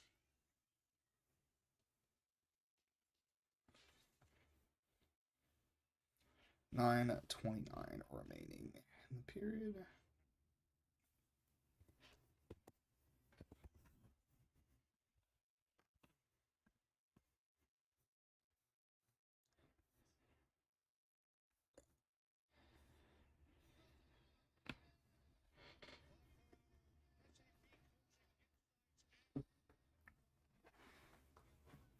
So Minnesota was 0 for 5 in games 1 and 2, and they are 2 for 3 tonight. 6 for 33 in the postseason so far.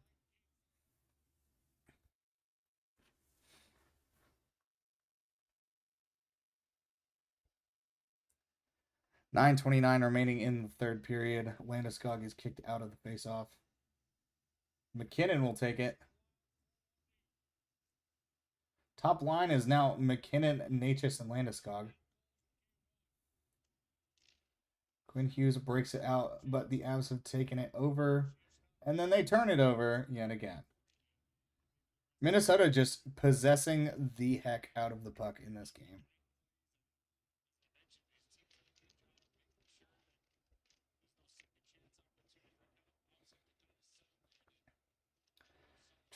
Minnesota tries to go for a sharp angle shot, but Colorado is able to get it out of there. Landeskog flips it down the ice. They just tried to put pressure on, but Minnesota gets the puck out and flips it in deep. Makar recovers as Trenin hounds him. Nelson sends it to Malinsky.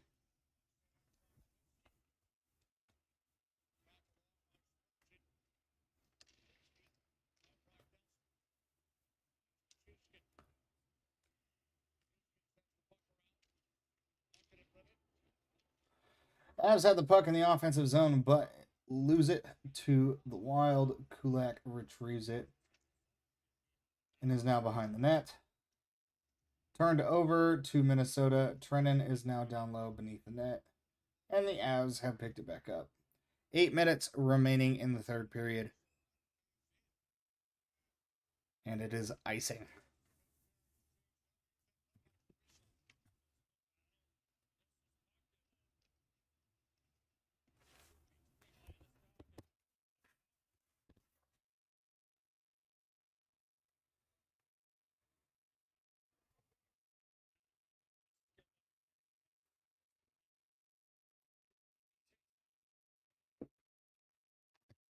Yeah, Kirill Kaprizov has been pretty good in this series. He's a guy we definitely need to figure out how to shut down. Minnesota won the faceoff, took a big slapper from the point that went high. Avs try to flip it out to MacKinnon, but it's just out of his reach. Kulak gets it and tries to send it into the zone, and it's in everybody's feet. No one can really possess the puck. It's pinned up against the boards. And it is sent into the Avs zone, recovered by Kulak, and sent over to Malinsky. 7:30 remaining. 3-goal lead for Minnesota.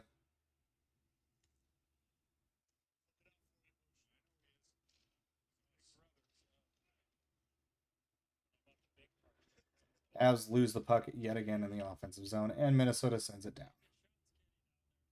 Avs are getting shots on goal, but it's purely just on rush chances and have not sustained any sort of offensive pressure whatsoever. Don't be fooled. The Avs may have 30 shots, but I think they maybe have 10 quality shots. 20 of them have been flicks from the point with no chance of even getting in the net. Puck is turned over on a clear attempt. Foligno picks it up. One of the Foligno brothers. I never know which one it is. Faber skating the line, going down deep, passes it back to Quinn Hughes. Quinn Hughes in close. Tried to find the bumper spot for the deflection in, but it looks like it was either saved or deflected. Kadri knocked down. Another shot from the top, save by Blackwood. It's the Avalanche just needed the Minnesota Wild to kick their butts for them to wake up in the series. Yeah, maybe the Avs will come into the next series super hot. I mean, hey, it took us we won 2 games in a row against the Wild by 3 for them to figure it out and wake up. Their goaltending has really turned up in this game.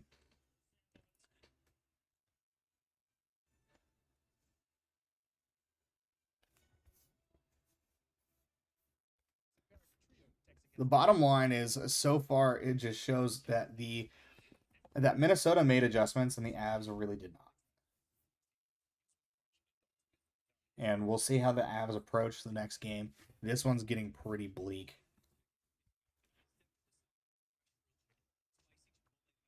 There's 5:59 remaining in the third period.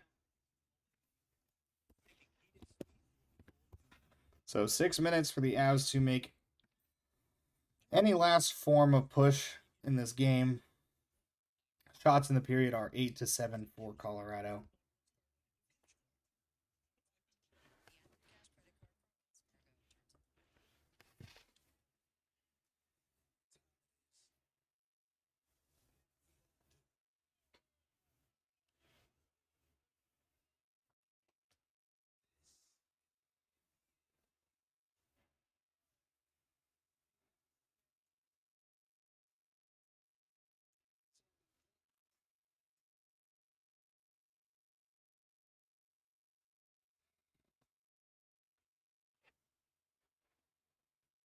I know this game may be going rough, but hey, if you want to join us for the next stream or if you want to watch any of the videos on the channel, feel free to subscribe.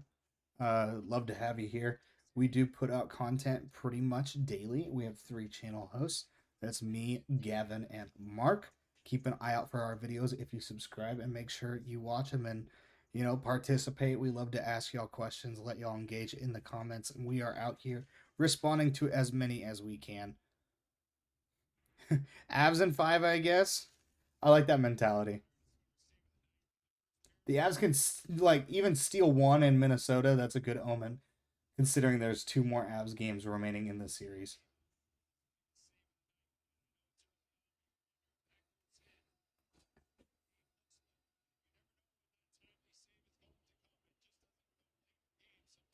Well, so far he sure has been the wall of St. Paul.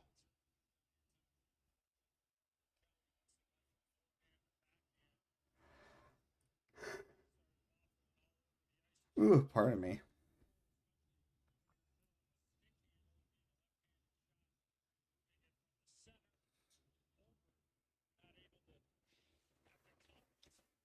Alrighty, the Avs have the faceoff in the offensive zone. Looks like Hartman is kicked out of the faceoff.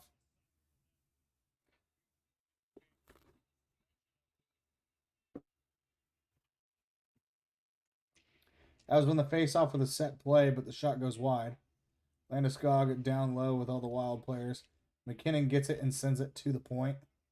Makar up top trying to find a shot. Found a lane. Unable to get it.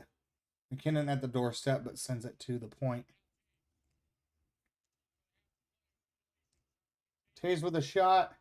MacKinnon with a behind, kind of a drop back pass for Landeskog. Landeskog fanned on it. And Minnesota was able to get it out the zone. Hartman clears it back into the zone so they can refresh.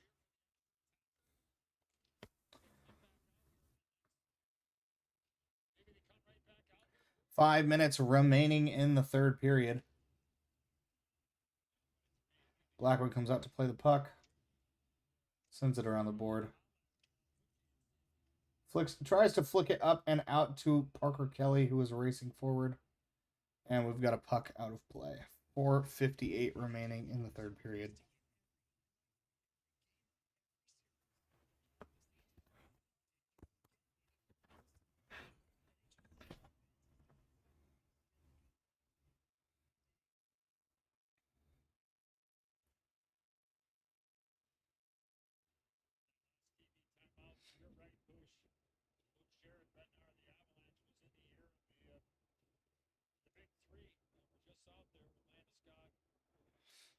Avs win the faceoff after the offsides.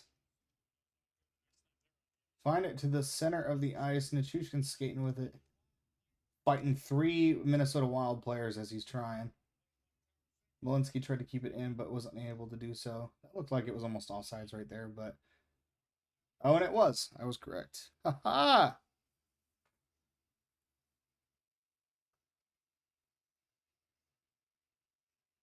The color from Bednar's face looks a little drained. He looks like he's going to be pissed.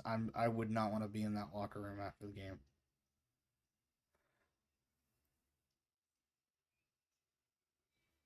Ooh. 4:39 remain. Minnesota skates it in and flips it in deep. Brent Burns flips it out to Nick Waugh. Tries to find Parker Kelly, but he's looking the other way.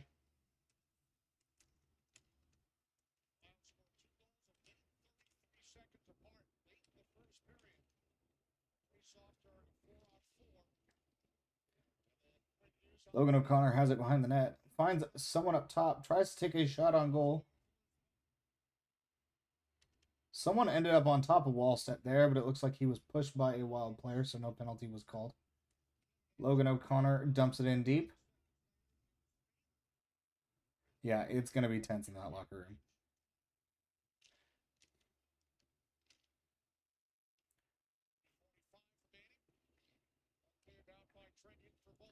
And me personally, I don't know how, either as a player or as a media person, being in the press conference. Oh, Avs have pulled the goalie. I don't know how any of these guys stand in front of these coaches after a loss and ask them any questions, because they've got to be absolutely steaming. So, empty net, 3 minutes, 20 seconds left. Landeskog loses it. The whole team is defending the net, it looks like. Try to flick the puck out. Makar recovers and passes it up. Kadri sends it around. Turned it over again. And it's sent all the way down for an icing. 2:57 left.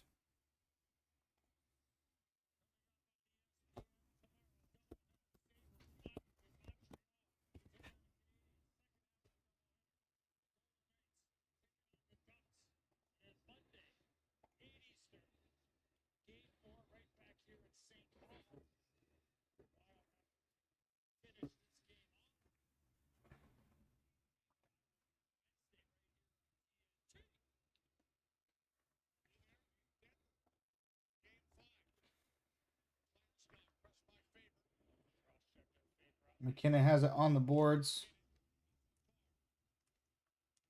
Pushes it down to Kadri. Sends it in the corner to Nelson, who gets bodied.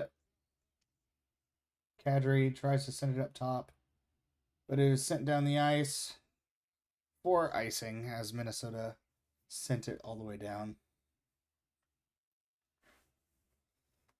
The other thing that sucks is they showed the scoring chances this period, and Minnesota has 7 and the Avs have 1. So you can tell that there wasn't even an adjustment made from the second to the third period. The Avs literally have just kind of, apart from the top line, they've really just kind of laid down. I know they have the goalie pulled and everything. Kaprizov skating it out. Tries to take a shot on the empty net, but it is deflected off an Avs player and sent into the benches.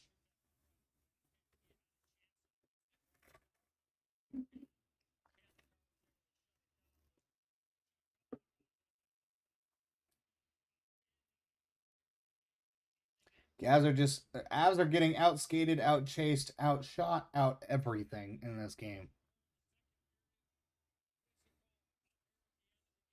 2 minutes, 26 seconds left. Minnesota wins a face-off from center ice. Sends it in deep. Makar has it behind the net. Gives it to Necas. And Blackwood will skate back out again. Landeskog skates up with it. Goes to the point for Makar. Back out to MacKinnon. MacKinnon takes a shot at the doorstep, tried to pound it in, but Wallstedt stood strong. Boldy gets the puck out, and they take it. They take the shot on net, and it goes high. So the Avs are still technically in it. And that is an offsides as he tried to cross the blue line, but did not quite get there. We'll get him in the next, hopefully. Yes, we've got to really bounce back after this one. I feel like we're gonna have a piss off Avs team on the next one.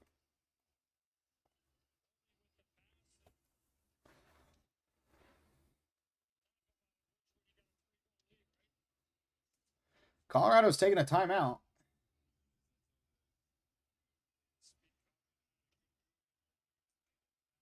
Unfortunately, with the amount of time that's left, I'm not seeing too much a reason to kind of drag this out. Minute 30. Minute 32 to be exact. But hey, the Vancouver Canucks were down 5-2 to the Dallas Stars with how much time left? Like 60 seconds, and they did what exactly? Well, there's always a chance for something.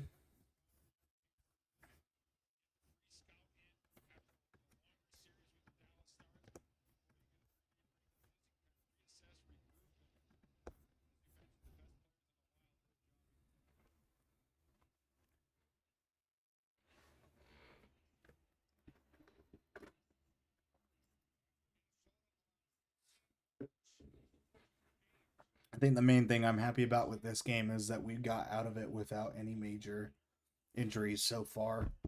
Only thing is, it seems to be hurt is everyone's pride and ego.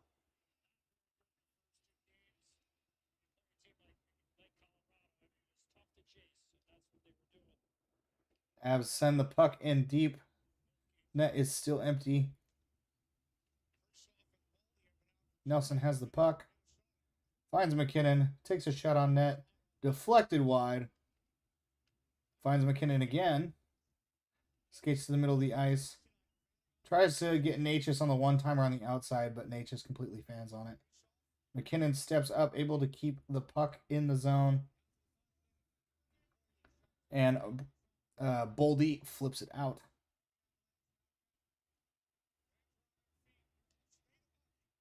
Makar passes it up to Necas, who flips it in deep. MacKinnon meets Spurgeon in close. Avs had a chance there, just trying to get. It's a lot of the issue with what I've seen is the Avs are trying to get way too fancy with things, way too technical. Not taking one-timer shots when they could. Not taking clean shots when they've got them. Trying to make an extra pass. Shot on net. Saved by Wallstedt. Rebound. Saved by Wallstedt again. Necas with another fan on a one-timer. Another puck in front of the net that's completely missed. Another one-timer that doesn't make it. Another shot that gets blocked.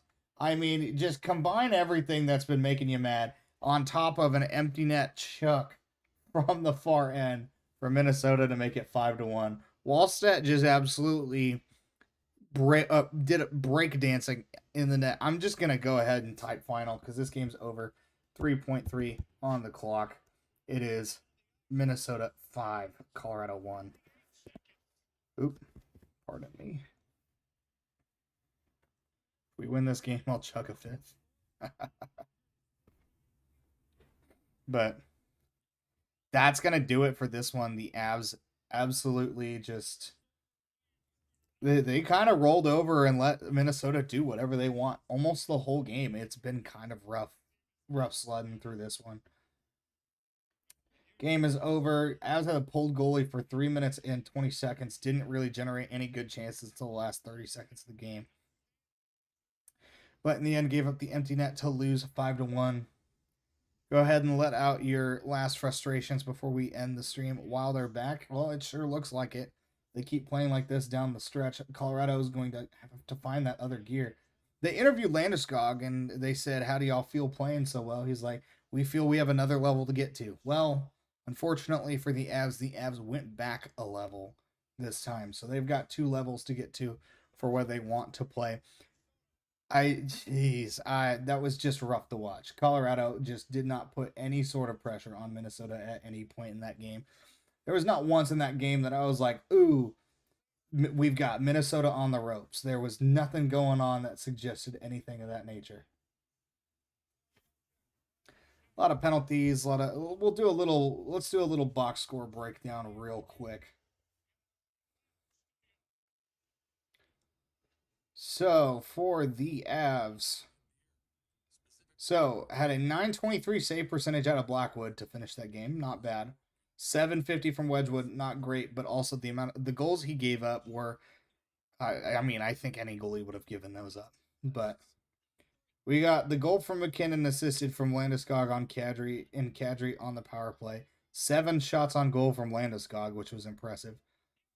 A lot of people got shots on goal, just not a lot of quality shots from a lot of the Avs players.